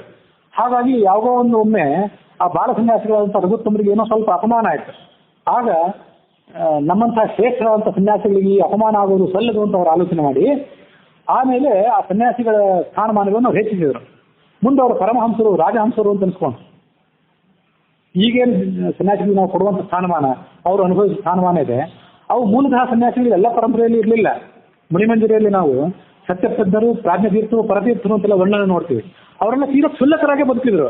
ಜೈನ ಪರಂಪರೆಯಲ್ಲಿ ಇವತ್ತಿಗೂ ಕೂಡ ಸನ್ಯಾಸಿಗಳನ್ನ ಕ್ಷುಲ್ಲಕರು ಅಂತ ವರ್ಣನೆ ಮಾಡೋದಿದೆ. ಕ್ಷುಲ್ಲಕರು ಒಂದು ಕ್ಷುದ್ರರು ಅಂತ ಅರ್ಥ ಅಲ್ಲ, ಸಂಸಾರದ ಚಿಂತೆಯನ್ನು ಬಿಟ್ಟು ಬದುಕೋರು ಅಂತ ಅರ್ಥ. ಹಾಗೆ ಭಿಕ್ಷುಗಳು, ಭಿಕ್ಷು ಅನ್ನೋ ಶಬ್ದಕ್ಕೆ ಆ ಅರ್ಥ. ಹಾಗಾಗಿ ಸಂಸಾರದ ಚಿಂತೆ ಇಲ್ಲದಂತಹ ಮಹಾತ್ಮರಾದಂತಹ ಭಿಕ್ಷುಗಳು ಅವರು ನಿನ್ನನ್ನು ಆಲೋಚನೆ ಮಾಡ್ತಾರೆ. ಇವತ್ತಿಗೂ ನಾವು ಸನ್ಯಾಸಿಗಳಿಂದ ಮನೆಗೆ ಕರೆದು ಅವ್ರು ಪೂಜೆ ಮಾಡಿಸ್ತೀವಲ್ಲ, ಅವರಿಗೆ ಭಿಕ್ಷೆ ಅಂತ ನಾವು ವರ್ಣನೆ ಮಾಡ್ತೀವಿ. ಸ್ವಾಮಿಗಳು ಊಟ ಆಯ್ತೇನೋ ಅಂತ ಯಾರು ಕೇಳೋದಿಲ್ಲ, ಸ್ವಾಮಿಗಳು ಭಿಕ್ಷೆ ಆಯ್ತೇನೋ ಅಂತ ಕೇಳ್ತೇವೆ. ಯಾಕಂದ್ರೆ ಅವ್ರು ಭಿಕ್ಷುಗಳಾದ್ರಿಂದ ಅವ್ರು ಊಟ ಮಾಡೋದಿಲ್ಲ. ಅದು ಊಟ ತಿಂಡಿ ಅಲ್ಲ, ಅದು ವೈಭೋಗ ಅಲ್ಲ. ಅವ್ರು ಊಟ ಮಾಡೋದು ಏನೇ ಮಾಡಲಿ ಆಮೇಲೆ, ಆಗ ಅವ್ರ ಊಟವನ್ನು ನಾವು ಭಿಕ್ಷೆ ಅಂತ ಕರಿತೇವೆ. ಅದು ಉದ್ದೇಶ ಇಷ್ಟ, ಅವ್ರು ಭಿಕ್ಷುಗಳಾದ್ರಿಂದ ಅಂತ. ದುರ್ದೈವ ಅಂದ್ರೆ ಅದನ್ನು ಅವರು ಮಾಡ್ಕೊಂಡು ನಾವು ಮಾಡ್ತೀವಿ, ಅದಷ್ಟೇ. ಇಲ್ಲಿ ಯಾವ ನಿರ್ದಿಷ್ಟ ಸನ್ಯಾಸಿನೂ ನಿಂದನೆ ಮಾಡೋದೇನಲ್ಲ, ಸಮಾಜ ಹೇಗಿರಬೇಕು ಅಂತ ಅನ್ನೋದನ್ನ ನಾವು ಆಲೋಚನೆ ಮಾಡಬೇಕು. ಆ ಜವಾಬ್ದಾರಿ ಅವ್ರ ಮೇಲೂ ಇದೆ, ನಮ್ಮ ಮೇಲೂ ಇದೆ. ಅದಕ್ಕಾಗಿ ಹೇಳಿದೆ ಅಷ್ಟೇ. ಹಾಗಾಗಿ ಆ ಭಿಕ್ಷುಕರಾದವರು, ಸಂಸಾರದ ಚಿಂತೆ ಇಲ್ಲದವರು ನಿನ್ನನ್ನು ಅವ್ರು ಯಾವತ್ತೂ ಕೂಡ ಉಪಾಸನೆ ಮಾಡ್ತಾರೆ ತನ್ಮಯರಾಗಿ. ದೂರಾಲೋಚನೆ ಇಲ್ಲದೆ ನಿನ್ನನ್ನು ಮದುವೆ ಆಗಿಬಿಟ್ಟೆ ಅಂತ ಆಲೋಚನೆ ಮಾಡಬೇಡ. ಸಾಕಷ್ಟು ಆಲೋಚನೆ ಮಾಡಿದ್ದೆ ನಾನು, ನನಗೆ ಆ ಜ್ಞಾನ ಇಲ್ಲ ಅಂತ ತಿಳ್ಕೋಬೇಡ. ಚಿಕ್ಕವಳಿಗಾಗಿದ್ದಾಗಿಂದ ಹುಟ್ಟಿದ ಆರಭ್ಯ ನಿನ್ನ ಗುಣವರ್ಣನೆಯನ್ನು ಕೇಳಿ, ನಿನ್ನ ಸೌಂದರ್ಯವನ್ನು ಕೇಳಿ, ನಿನ್ನ ಮಾಧುರ್ಯವನ್ನು ಕೇಳಿ. ಅದು ಯಾರೋ ವ್ಯರ್ಥರಾದವರು, ಕೆಲಸಕ್ಕೆ ಬರಲಾರ್ದವರು ನಿನ್ನ ವರ್ಣನೆಯನ್ನು ಮಾಡ್ತಾರೆ, ಅವ್ರ ವರ್ಣನೆ ನಾನು ಕೇಳಿಲ್ಲ. ಜ್ಞಾನಿಗಳಾದವ್ರ ಮೂಲಕ ನಿನ್ನ ವರ್ಣನೆಯನ್ನು ಕೇಳಿದ್ದೇನೆ, ಕೇಳಿ ನಿನ್ನನ್ನು ನಾನು ಬಂದು ಸೇರಿದ್ದೇನೆ ಅಂತ ಹೇಳಿದವಳು. ಋಷಿಮುನಿಗಳ ಮಾತಿನಂತೆ ನಿನ್ನನ್ನು ನಾನು ಸೇರ್ಲಿಕ್ಕೆ ಅಪೇಕ್ಷೆ ಪಟ್ಟೆ. ಆತ್ಮನೋ ಅನುರೂಪಂ ಭಜಸ್ವ ಕ್ಷತ್ರಿಯರ್ಷಭಂ ಅಂತ ಹೇಳ್ತೀಯಲ್ಲ, ಇವತ್ತಿಗೂ ಕೂಡ ನನ್ನನ್ನು ಮದುವೆಯಾಗಿ ಕೆಲ ಕಾಲ ಕಳೆದಿರಬಹುದು. ಪ್ರದ್ಯುಮ್ನ ಮೊದಲಾದಂತಹ 10 ಜನ ಮಕ್ಕಳು, ಒಂದು ಹೆಣ್ಮಗು ಆಗಿರ್ಬೋದು. ಈಗಾಗಲೂ ಕೂಡ ನನಗೆ ವಿಚ್ಛೇದನ ಕೊಡು, ನಿನಗೆ ಸರಿಯಾದಂತಹ ಯಾರಾದ್ರು ಬೇರೆ ಕ್ಷತ್ರಿಯ ಪುರುಷ ಇದ್ರೆ ಅವನನ್ನು ಮದುವೆ ಆಗು ಅಂತ ಹೇಳ್ತಿದೆಯಲ್ಲ, ಎಂತ ಹಾಸ್ಯಾಸ್ಪದ ಮಾತಿದ್ದು. ನೀನೇ ಒಂದು ವಿಚಾರ ಮಾಡುವಂತ ಅಂತಾಳವಳು ಕೃಷ್ಣನಿಗೆ.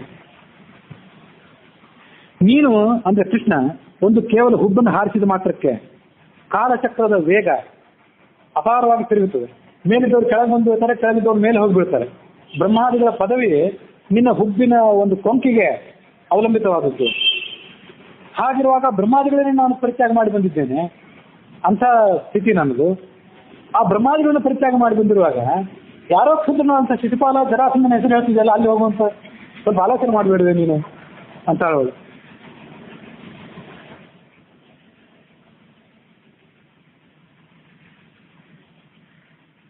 ಸಿಂಹ ತನ್ನ ಗರ್ಜನೆಯಿಂದ ನರಿ, ತೋಳ ಮೊದಲಾದಂತಹ ಪ್ರಾಣಿಗಳನ್ನು ಹೆದರಿಸಿ ಓಡಿಸಿ ತನ್ನ ಬೇಟೆಯನ್ನು ತಾನು ಸ್ವೀಕಾರ ಮಾಡ್ತಾನೆ. ಹಾಗೆ ನೀನು ನರಸಿಂಹನಾದಂತಹ ನೀನು ನಿನ್ನ ಶಾಂತ ಧನಸ್ಸಿನ ಟಂಕಾರ ಮಾತ್ರದಿಂದ ಶಿಶುಪಾಲ, ದಂತವಕ್ರ ಮೊದಲಾದವರನ್ನು ಹೆದರಿಸಿ ನೀನು ನನ್ನನ್ನ ದ್ವಾರಕಾ ನಗರಕ್ಕೆ ಕರ್ಕೊಂಡು ಬಂದಿದ್ದು. ಇದು ನೆನಪಿರ್ಲಿ. ನೀನು ಅಂಜು ಕುಳಿಯೋ ಅಲ್ಲ, ಪರಾಕ್ರಮ ಇಲ್ಲದವನೂ ಅಲ್ಲ ನೀನು, ಅದರ ನೆನಪಿರ್ಲಿ. ಇದಕ್ಕೆ ನಾನೇ ಸಾಕ್ಷಿಭೂತರಾಗಿದ್ದೇನೆ. ಅವರೆಲ್ಲರನ್ನು ಹೆದರಿಸಿ ಓಡಿಸಿ ಅವರನ್ನ ಪರಾಕ್ರಮಹೀನರನ್ನಾಗಿ ಮಾಡಿ ನನ್ನನ್ನು ನೀನು ಗೆದ್ಕೊಂಡು ಬಂದಿದ್ದಕ್ಕೆ ನಾನು ಸಾಕ್ಷಿಭೂತರಾಗಿದ್ದೇನೆ. ಹಾಗಿರುವಾಗ ರಾಜನಿಗೆ ಹೆದರಿ ಸಮುದ್ರಕ್ಕೆ ಹೋಗಿದ್ದೇನೆ ಅಂತ ಹೇಳ್ತಿದ್ದಲ್ಲ, ಪರಾಕ್ರಮ ಇಲ್ಲ ಅಂತ ನೀನು ಹೇಳ್ಕೊಂಡ್ರೆ ಅದನ್ನ ಯಾರು ನಂಬಬೇಕು? ನಿನ್ನಲ್ಲಿ ಎಂಥ ಪರಾಕ್ರಮ ಇರೋದಕ್ಕೆ ನಾನು ಸಾಕ್ಷಿಭೂತರಾಗಿದ್ದೇನೆ ಅಂತ ಹೇಳೋದು. ಬೇರೆ ಯಾರ್ದೋ ಮಾತನ್ನು ಕೇಳಿ ಬಂದಿಲ್ಲ, ನಾನೇ ಕೇಳಿದ್ದೇನಲ್ಲ. ಆ ಯುದ್ಧ ಸಂದರ್ಭದಲ್ಲಿ ನಾನೇ ನೋಡಿದ್ದೇನಲ್ಲ ಅದನ್ನ. ಆಸ್ಥಿತಾ ಪದವೀಂ ಸುಭ್ರೂಹು ಪ್ರಾಯ ಸೀದಂತಿ ಯೋಷಿತಃ. ನನ್ನ ಮಾರ್ಗ ಏನಿದೆ ಇದು ಅಸ್ಪಷ್ಟವಾದಂತಹ ಮಾರ್ಗ. ಅಸ್ಪಷ್ಟವಾದಂತಹ ಮಾರ್ಗವನ್ನು ನಾನು ಅವಲಂಬಿಸಿದವನು. ನನ್ನಂತ ಪುರುಷನನ್ನು ಅವಲಂಬಿಸಿ ಬಂದಂತ ಸ್ತ್ರೀಯರು ದುಃಖಕ್ಕೆ ಒಳಗಾಗ್ತಾರೆ ಅಂತ ಹೇಳ್ತಿದೆಯಲ್ಲ. ಆದರೆ ಅದನ್ನು ಸ್ವಲ್ಪ ಆಲೋಚನೆ ಮಾಡಬೇಕು. ಹಿಂದೆ ಪೃಥು ಮಹಾರಾಜ, ಭರತ ಚಕ್ರವರ್ತಿ, ಯಯಾತಿ, ಗಯ ಮೊದಲಾದಂತಹ ರಾಜಾದಿರಾಜರು ತಮ್ಮ ಅಖಂಡ ಚಕ್ರಾಧಿಪತ್ಯವನ್ನ ತನ್ಮಾತ್ರವಾಗಿ ಭಾವಿಸಿ ಅದೆಲ್ಲ ತಿರಸ್ಕಾರ ಮಾಡಿ ನಿನ್ನನ್ನು ತಲುಪಬೇಕು ಅಂತ ಹೇಳಿ ಕಾಡಿಗೆ ಹೋದರು. ಎಂಥ ಸಾಮ್ರಾಜ್ಯ ಅವರಲ್ಲಿತ್ತು. ಇನ್ನೊಂದು 100 ವರ್ಷ ನಾನು ಆಳ್ತೀನಿ ಅಂದ್ರೆ ಅವರನ್ನು ಯಾರು ನಿವೃತ್ತರಾಗಲಿ, ಬೇಗ ನಾವು ಕಾಯ್ತಿದ್ದೇವೆ, ನಾವು ಸಿಂಹಾಸನಕ್ಕೆ ಇರ್ತೀವಿ ಅಂತ ಅನ್ನೋರು ಯಾರು ಇರಲಿಲ್ಲ. ಇನ್ನು ಇಲ್ಲಿ ಇರಿ, ನಮ್ಮ ನಡುವೆ ನಮ್ಮನ್ನು ಆಳಿರಿ ಅಂತ ಅವರು ಕೇಳ್ಕೊತಾ ಇದ್ರು. ಹಾಗೆ ಅವ್ರಿಗೆ ಡಿಮ್ಯಾಂಡ್ ಇದ್ದಾಗ ಅವರೆಲ್ಲ ಅಖಂಡ ಚಕ್ರಾಧಿಪತ್ಯವನ್ನು ತಿರಸ್ಕಾರ ಮಾಡಿ ನಿನ್ನನ್ನು ತಲುಪಬೇಕು ಅಂತ ಕಾಡಿಗೆ ಓಡಿ ಬಂದ್ರಲ್ಲ, ತಪಸ್ ಮಾಡಿದ್ರಲ್ಲ. ನಿನ್ನನ್ನ ಅನುಸರಣೆ ಮಾಡಿದ್ದಕ್ಕಾಗಿ, ನಿನ್ನನ್ನು ಕುರಿತು ತಪಸ್ ಮಾಡಿದ್ದಕ್ಕಾಗಿ ಅವರೇನಾದ್ರು ಇವತ್ತು ಕಷ್ಟ ನಷ್ಟಗಳಿಗೆ ಭಾಗಿಯಾಗಿದ್ದಾರೇನು? ಪೃಥು ಚಕ್ರವರ್ತಿ, ಗಯ, ಮಾಂಧಾತ ಮೊದಲಾದ ಚಕ್ರವರ್ತಿಗಳು ಅವ್ರಿಗೇನಾದ್ರು ಕಷ್ಟ ಆಗಿದೆ? ಇವತ್ತು ಅವರು ದರಿದ್ರರಂತೆ ಬದುಕ್ತಾ ಇದ್ದಾರೇನು? ನಿನ್ನನ್ನು ತಪಸ್ ಮಾಡಿದ್ರ ಮೂಲಕ ಅವ್ರಿಗೇನಾದ್ರು ದೌರ್ಭಾಗ್ಯ ಬಂದಿದ್ರೆ ನೀನು ಹೇಳಿ ಮಾತನ್ನ ಸತ್ಯ ಅಂತ ಅನ್ಬೋದಿತ್ತು. ಅವ್ರಿಗೇನು ತೊಂದರೆ ಆಗಿದೆ? ಅಖಂಡ ಚಕ್ರಾಧಿಪತ್ಯವನ್ನ ಪರಿತ್ಯಾಗ ಮಾಡಿದ್ದಕ್ಕಾಗಿ ಅವರಿಗೆ ಇವತ್ತು ಸ್ವಾಂಗ ಸಾಮ್ರಾಜ್ಯ, ಒಳಗಿನ ಆನಂದ, ಇದೆಲ್ಲ ಹೊರಗಿನ ಆನಂದ. ಈ ಕುದುರೆ, ರಥ, ಸ್ತ್ರೀಯರು, ಚಂದನ, ಉಪವನ ಇತ್ಯಾದಿ ಹೊರಗಿನ ಆನಂದ ಇದೆ. ಇವತ್ತು ಅವರು ಒಳಗಿನ ಆನಂದವನ್ನು ಪಡೆದು ಆ ಆನಂದದಲ್ಲಿ ಅವರು ತಲ್ಲೀನರಾಗಿಲ್ವೇ? ಕೇಳ್ತದೆ ರುಕ್ಮಿಣಿ. ಬೇರೆ ಯಾವ್ದಾರ ರಾಜಕುಮಾರನನ್ನು ವರಿಸು ಅಂತ ಹೇಳ್ತಿದ್ಯಲ್ಲ, ಇದನ್ನು ಸ್ವಲ್ಪ ಆಲೋಚನೆ ಮಾಡ್ಬೇಕು. ನೀನು ಎಷ್ಟು ಅಸಂಗತ ಅಂತ ಆಲೋಚನೆ ಮಾಡಬೇಕು. ಸಕಲ ಪ್ರಾಣಿಗಳಿಗೂ ನೀನು ಏಕಮಾತ್ರ ಆಶ್ರಯ. ಸತ್ಪುರುಷರು ನಿನ್ನ ಚರಣ ಕಮಲದ ಗಂಧವನ್ನು ಸ್ವೀಕಾರ ಮಾಡಿ ನಿನ್ನ ಚರಣ ಕಮಲದ ಲೀಲೆಗಳನ್ನ ಯಾವತ್ತೂ ಕೂಡ ವರ್ಣನೆ ಮಾಡ್ತಿರ್ತಾರೆ. ಹಾಗವರು ವರ್ಣನೆ ಮಾಡಿದಾಗ ಈ ಸಂಸಾರದ ದುಃಖದಿಂದ ವಿಮುಕ್ತರಾಗಿ ತಾವು ನಿನ್ನ ಚರಣ ಕಮಲಕ್ಕೆ ಬಂದು ತಲುಪ್ತಾರೆ. ಅಂತ ನಿನ್ನ ಚರಣ ಕಮಲದಲ್ಲಿ ಲಕ್ಷ್ಮಿ ಸರ್ವದಾ ವಾಸ ಮಾಡಿಕೊಂಡಿದ್ದಾಳೆ. ಹಾಗಿರುವಾಗ ಯಾವಳಾದ್ರೂ ಒಬ್ಬ ಸ್ತ್ರೀ, ನಿಜವಾಗಿಯೂ ವಿವೇಕಿಯಾದಂಥ ಸ್ತ್ರೀ, ನಿನ್ನ ಚರಣ ಕಮಲಗಳ ಸುಗಂಧವನ್ನು ಆಸ್ವಾದನೆ ಮಾಡಿದ ಬಳಿಕ ಹುಟ್ಟು, ಸಾವು, ರೋಗ, ರುಜಿನ, ಬೆವರು, ಹೊಲಸು ಮೊದಲಾದಂಥ ಇತಿಮಿತಿಯುಳ್ಳಂತಹ ಈ ಪುರುಷರೇನಿದ್ದಲ್ಲ, ಬೇರೆ ಪುರುಷ, ಅವನು ಚಕ್ರವರ್ತಿ ಆಗಿರ್ಬೋದು, ಸ್ಥಾನಮಾನ ಇದ್ದವನಾಗಿರ್ಬೋದು, ದೊಡ್ಡ ಶ್ರೀಮಂತ ಆಗಿರ್ಬೋದು, ಅವರೆಲ್ಲ ಎಂಥವರು ಕೀವು, ರಕ್ತ, ಮಾಂಸ ಇತ್ಯಾದಿಗಳಂತಹ ಶರೀರದಲ್ಲಿ ಬಂದಿ ಆದವರು. ಬೆವರು, ದಣಿವು, ನಿದ್ರೆ, ಆಲಸ್ಯ ಮೊದಲಾದ ದುರ್ಗುಣಗಳಿಂದ ಅವರು ಕಟ್ಟುಪಾಡಿಗೆ ಒಳಗಾದವರು. ನಿನ್ನ ಚರಣ ಕಮಲಗಳ ಗಂಧವನ್ನು ಆಸ್ವಾದನೆ ಮಾಡಿದವರು. ಅಂತ ಕ್ಷುದ್ರನಾದಂತಹ ಮನುಷ್ಯನನ್ನ ಅವಲಂಬಿಸಿ ಹೋಗೋದು ಸಾಧ್ಯ ಇದೆ?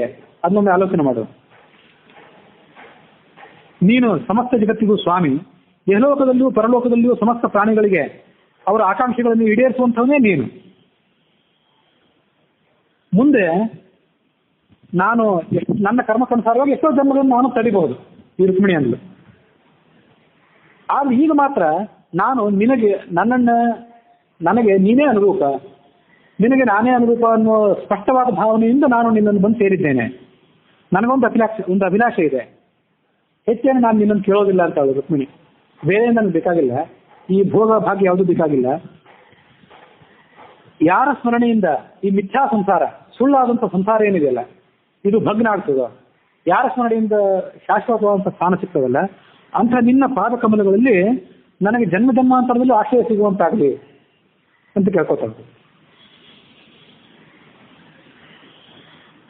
ಶಿಶುಪಾಲನನ್ನು ಹೋಗಿ ಸೇರು, ದಂತವಕ್ರನನ್ನು ಹೋಗಿ ಸೇರು, ಜರಾಸನನ್ನು ಹೋಗಿ ಸೇರು ಅಂತೀನಿ ಅಂತೀಯಲ್ಲ ನೀನು. ಆ ಶಿಶುಪಾಲ, ಜರಾಸಂಧ ಯಾವ ಸ್ತ್ರೀಗೆ ಪತಿ ಆಗಬೇಕು, ಯಾವ ಸ್ತ್ರೀ ಅವರನ್ನ ಪತಿಯನ್ನಾಗಿ ಹೊರಡ್ಲಿಕ್ಕೆ ಯೋಗ್ಯಳು, ಅದನ್ನು ಸ್ವಲ್ಪ ನೀನು ಕೇಳು. ಅವಳಿಗೆ ರುಕ್ಮಿಣಿ ಸಿಟ್ಟು ಬಂದಿರ್ತೇನು, ನಾನು ಅವರನ್ನು ಹೋಗಿ ಸೇರೋದಿಲ್ಲ, ಅವ್ರು ನನಗೆ ಯೋಗ್ಯರಲ್ಲ, ನಾನು ಅವರಿಗೂ ಯೋಗ್ಯರಲ್ಲ, ಅವರನ್ನ ಸೇರಬೇಕಾದಂಥ ಸ್ತ್ರೀಯರು ಬೇರೆ ಇದ್ದಾಳೆ ಅಂತ ಅವಳು. ಯಾರು ಅಂದ್ರೆ ಬ್ರಹ್ಮಲೋಕದಲ್ಲಿ, ದೇವಲೋಕದಲ್ಲಿ ಭಗವಂತನ ಕೀರ್ತಿಯನ್ನು ನಿತ್ಯ ಗುಣಗಾನ ಆಗ್ತಿರ್ತದಲ್ಲ, ಅಂತಹ ಪರಮಪಾವನವಾದಂಥ ಗುಣಗಾನ ಯಾವ ಮೂರ್ಖವಾದಂಥ ಸ್ತ್ರೀಯ ಕಿವಿಗೆ ಬಿದ್ದೇ ಇಲ್ವೋ, ಆ ಮೂರ್ಖವಾದಂಥ ಸ್ತ್ರೀ ಆ ಶಿಶುಪಾಲ ಮೊದಲಾದವರನ್ನು ಹೊರಸಲಿ. ಆ ಶಿಶುಪಾಲ ಮೊದಲಾದವರು ಅವರು ಎಂಥವ್ರು ಅಂದ್ರೆ ಕತ್ತೆಗಳಂತೆ, ಎತ್ತುಗಳಂತೆ, ಕುದುರೆಗಳಂತೆ, ಬೆಕ್ಕುಗಳಂತೆ ತಮ್ಮ ಮನೆಯಲ್ಲಿ ಶುದ್ಧವಾದ ಜೀವನವನ್ನು ನಡೆಸಿಕೊಂಡಿದ್ದಂಥವ್ರು, ಹೆಂಗಸರಿಗೆ ವಶೀಭೂತರಾದವರು, ಭೋಗ ಭಾಗ್ಯಗಳಿಗೆ ದಾಸರಾಗಿ ಬದುಕುವಂಥವ್ರು ಅವರು. ಇದು ಅವರು ಇತಿಮಿತಿ, ಆ ಶಿಶುಪಾಲ, ಜರಾಸಂಧ ಮೊದಲಾದವರು. ಅಂಥವ್ರನ್ನ ನೋಡಿ ಕಟ್ಕೊಳ್ಳಿ. ಆ ಸ್ತ್ರೀ ಅವಳು ಎಂಥವಳು, ಅವಳಿಗೆ ಎಂದೂ ತನ್ನ ಜೀವಮಾನದಲ್ಲಿ ಭಗವಂತನ ಗುಣಗಾನವೇ ಅವಳ ಕಿವಿಗೆ ಬಿದ್ದಿಲ್ಲ. ಅದು ಅವಳು ದೌರ್ಭಾಗ್ಯ. ಹಾಗಿದ್ದವಳು, ಅವಳು ಅಂಥವಳೆ, ಅವಳನ್ನು ಒರೆಸುವಂಥ ಪುರುಷರು ಅಂಥವ್ರೆ. ಭಗವಂತ ಅಂಥ ಪುರುಷನಿಗೆ ಅಂಥ ಸ್ತ್ರೀಯನ್ನ ಸೃಷ್ಟಿ ಮಾಡ್ತಾರೆ. ಅವ್ರು ಹೋಗಿ ಅಂಥ ಸ್ತ್ರೀಯನ್ನೇ ಮದುವೆ ಆಗಲಿ, ಆ ಸ್ತ್ರೀ ಹೋಗಿ ಅವಳನ್ನೇ ಮದುವೆ ಆಗಲಿ. ನನಗೆ ಅವಳು ಬೇಡ, ನನಗೆ ಆ ಶಿಶುಪಾಲನೂ ಬೇಡ, ಜರಾಸಂಧನೂ ಬೇಡ, ದಂತವಕ್ರನೂ ಬೇಡ. ನಿನ್ನ ಪಾದಕಮಲಗಳ ಮಧುರವಾದಂಥ ಮಧುವನ್ನು ಯಾವ ಸ್ತ್ರೀ ಆಗ್ರಹಣ ಮಾಡಿರ್ತಾಳೆ, ಅವಳು ಬೇರೆ ಯಾವುದನ್ನು ಅಪೇಕ್ಷೆ ಪಡೋದಿಲ್ಲ. ಯಾರು ಎಂದೂ ಆಗ್ರಹಣ ಮಾಡಿಲ್ಲ, ಸುಗಂಧವನ್ನು ಎಂದೂ ಕೂಡ ಯಾರು ಆಸ್ವಾದನೆ ಮಾಡಿಲ್ಲ. ಅವಳು ಸತ್ತಂತರು ಬದುಕಿದ್ದು ಕೂಡ ಸತ್ತಂತ ಇದ್ದಾರೆ ಶಿಶುಪಾಲ ಮೊದಲಾದವರು, ಅವರನ್ನು ಹೋಗಿ ಒರೆಸಲಿ ಅಂತ ಅವಳು. ಜೀವೋತ್ಸವ ಅವರೆಲ್ಲ, ಲಕ್ಷ್ಮೀದೇವಿ ದೃಷ್ಟಿಯಲ್ಲಿ ಅವರೆಲ್ಲ ಜೀವೋತ್ಸವ. ಆ ಶಿಶುಪಾಲ, ದಂತವಕ್ರ, ಜರಾಸಂಧ ಮೊದಲಾದವರೆಲ್ಲ ಗಡ್ಡ, ಮೀಸೆ, ಉಗುರು, ಕೂದಲು, ತಲೆ ಕೂದಲು, ಮಾಂಸ, ಮೂಳೆ, ರಕ್ತ, ಕ್ರಿಮಿ, ಮಲ, ಪಿತ್ತ, ಕಫ, ವಾಯು. ಆ ಶಬ್ದ ಕೇಳಿದ್ರೆ ನಮ್ಗೆ ಅಸಹ್ಯ ಆಗುತ್ತೆ. ಅಂಥ ಈ ಶರೀರದಲ್ಲಿ ಅವ್ರು ಬಂದಿ ಆಗಿರ್ತಾರೆ. ಅವರನ್ನು ಹೋಗಿ ಅವಳು ಆ ಸ್ತ್ರೀ ಅನುಸರಿಸಲಿ. ಉದಾಸೀನಾಹ ವಯಂ, ನಾನು ಉದಾಸೀನ, ನನಗೆ ನೀನು ಬೇಕಾಗಿರಲಿಲ್ಲ ರುಕ್ಮಿಣಿ ಅಂತ ಹೇಳ್ತಿಲ್ಲ. ಹೌದು, ನೀನು ಉದಾಸೀನ, ಅದು ಸತ್ಯವೇ. ನೀನು ಆತ್ಮಕಾಮ, ಸ್ವರಮಣ ಅಂತ ಭಗವಂತನ ವರ್ಣನೆ ಮಾಡ್ತಾರೆ ಶಾಸ್ತ್ರದಲ್ಲಿ. ಅವನಿಗೆ ಲಕ್ಷ್ಮೀದೇವಿ ಕೂಡ ಬೇಕಾಗಿಲ್ಲ ಸುಖ ಪಡ್ಲಿಕ್ಕೆ. ತನ್ನ ಆನಂದದಲ್ಲೇ ತಾನಿರುವವನು. ಬರೀ ಅವನಿಗೆ ಮಾತ್ರ ಅಲ್ಲ, ನಮ್ಮಂಥವ್ರು ಯಾರಾದ್ರೂ ಕೂಡ ಏನಾದ್ರು ಸಾಧನೆ ಪಕ್ಕವಾಗಿ ಒಂದು ಮೋಕ್ಷಕ್ಕೆ ಹೋದ್ರೆ, ಮುಕ್ತರಾದವ್ರು ಏನಿರ್ತಲ್ಲ ಜೀವರು, ಇವರು ಕೂಡ ಆ ಮುಕ್ತಿಯಲ್ಲಿ ಪಡೆಯುವಂಥ ಆನಂದ ಎಂಥದ್ದು. ಅವರಿಗಲ್ಲಿ ಕುದುರೆ ಬೇಕಾಗಿಲ್ಲ, ರಥ ಬೇಕಾಗಿಲ್ಲ, ಉದ್ಯಾನವನ ಬೇಕಾಗಿಲ್ಲ, ಅದೆಲ್ಲ ಅಲ್ಲಿ ಇದೆಯಂತೆ. ಅವ್ರಿಗೆ ಬೇಕಾದಂಥ ಭೋಗ ಭಾಗ್ಯ ಎಲ್ಲ ಅವರ ಬೆರಳ ತುದಿಯಲ್ಲೇ ಸಿಗುವಷ್ಟು ಅನುಕೂಲ ಅಲ್ಲಿ ಇದೆಯಂತೆ. ಆದರೆ ಅವ್ರು ಸುಖ ಅನುಭವಿಸೋದು ಯಾವುದನ್ನ, ಒಳಗಿನ ಸುಖವನ್ನು, ಹೊರಗಿನ ಸುಖವನ್ನು ಅವರು ಅಲ್ಲಿ ಅನುಭವಿಸೋದಿಲ್ಲ ಅಂತ ಹೇಳ್ತದೆ ಶಾಸ್ತ್ರ. ನೀನು ಉದಾಸೀನ ಅನ್ನೋದು ಹೌದು, ನಿನ್ನ ಭಕ್ತರು ಉದಾಸೀನರೇ, ಹಾಗಿದ್ದಾಗ ನೀನು ಉದಾಸೀನನೇ. ನಾನು ನಿನಗೆ ಅನುರೂಪಳು, ಗುಣವತಿ ಆದವಳು, ನಾನು ಸದ್ಗುಣಶೀಲರಾದವಳು. ಆದರೂ ನನ್ನ ಮೇಲೆ ನಿನಗೆ ಅತಿಶಯವಾದಂಥ ಆಕರ್ಷಣೆ ಏನಿಲ್ಲ, ಅತಿಶಯವಾದಂಥ ಮೋಹ ಏನಿಲ್ಲ ನಿನಗೆ, ಸತ್ಯ ಅದು. ನೀನು ಉದಾಸೀನ, ಯಾಕಂದ್ರೆ ನಿನ್ನ ಸ್ವಭಾವ ಅದು. ಆದರೂ ನಿನ್ನ ಚರಣ ಕಮಲದಲ್ಲಿ ನನ್ನ ಅನುರಾಗ ಸದೃಢವಾಗಿರಲಿ, ಅದು ನನಗೆ ಯಾವತ್ತೂ ಆಕಾಂಕ್ಷೆ ಇರಲಿ. ಆದರೆ ನೀನು ಯಾವತ್ತಾದ್ರೂ ಕೂಡ ನೀನು ಉದಾಸೀನಾಗೇ ಇರು, ನಿನ್ನಲ್ಲೇ ನೀನಿರು, ನನ್ನ ಕಡೆ ಕಣ್ಣೆತ್ತಿ ಕೂಡ ನೋಡಬೇಡ, ನಿನ್ನ ಕಡೆಗಣ್ಣು ಕೂಡ ನನ್ನ ಮೇಲೆ ಬೀಳದೇ ಇರಲಿ. ಆದರೆ ಒಮ್ಮೆ ಯಾವಾಗಾದ್ರೂ ನಿನ್ನ ಕಡೆಗಣ್ಣ ನೋಟ ನನ್ನ ಮೇಲೆ ಬೀಳ್ತದೆ. ಅದು ಯಾವಾಗ ಅಂದರೆ ಈ ಸತ್ವರಜ ತಮೋಗುಣ ರೂಪವಂತ ಪ್ರಕೃತಿ ಏನಿದೆಯಲ್ಲ, ಈ ಪ್ರಕೃತಿ ಯಾವತ್ತೂ ಕೂಡ ನಿಶ್ಚಲ. ಸೃಷ್ಟಿ ಪ್ರಾರಂಭ ಆಗುವಾಗ ಆ ಸತ್ವ ರಜ ತಮೋಗುಣಗಳು ನಿಶ್ಚಲವಾದಂತಹ ಸಮಾನ ಅವಸ್ಥೆಯಲ್ಲಿರುವಂಥ ಗುಣಗಳೇನಿದೆಯಲ್ಲ, ಅವು ಗುಣಗಳು ತಮ್ಮ ಸಾಮ್ಯಾವಸ್ಥೆಯನ್ನು ಕಳ್ಕೊಂಡು ಸೃಷ್ಟಿಯನ್ನು ಪ್ರಾರಂಭ ಮಾಡ್ತವೆ ಅಂತ ಹೇಳ್ತದೆ ಸಾಂಖ್ಯ ವೇದಾಂತ. ವಾಸ್ತವಿಕವಾಗಿ ಸಾಂಖ್ಯ ವೇದಾಂತ ಆಗಲಿ ಮಾಧ್ವ ವೇದಾಂತ ಆಗಲಿ ಅದೇನು ವ್ಯತ್ಯಾಸವಾದಲ್ಲ. ಆ ಸಾಂಖ್ಯ ವೇದಾಂತವನ್ನು ನಾವು ಬೇರ್ಪಡಿಸಿ ತಿಳ್ಕೋಬೇಕಷ್ಟೆ. ಆ ಪರಮಾತ್ಮನೇ ಸತ್ವಗುಣವನ್ನು ಆಶ್ರಯಿಸಿ, ರಜೋಗುಣವನ್ನು ಆಶ್ರಯಿಸಿ, ತಮೋಗುಣವನ್ನು ಆಶ್ರಯಿಸಿ ಬ್ರಹ್ಮ, ವಿಷ್ಣು, ಮಹೇಶ್ವರ ಅಂತ ವಿಭಿನ್ನ ರೂಪವನ್ನು ತಾಳ್ತಾನೆ ಅಂತ ಹೇಳ್ತೇವೆ. ಸತ್ವಗುಣವನ್ನು ತಾಳಿ ಪಾಲನೆ ಮಾಡಿದಾಗ ಆತ ವಿಷ್ಣು, ರಜೋಗುಣವನ್ನು ತಾಳಿ ಸೃಷ್ಟಿ ಮಾಡಿದಾಗ ಆತ ಬ್ರಹ್ಮ ಅಂತ ಅನಿಸ್ಕೊತಾನೆ, ತಮೋಗುಣವನ್ನು ತಾಳಿ ಜಗತ್ತನ್ನು ನಾಶ ಮಾಡುವಾಗ ಆತ ಶಿವ ಅಂತ ಅನಿಸ್ಕೊತಾನೆ. ಇದು ಪರಮಾತ್ಮನ ಲೀಲೆ.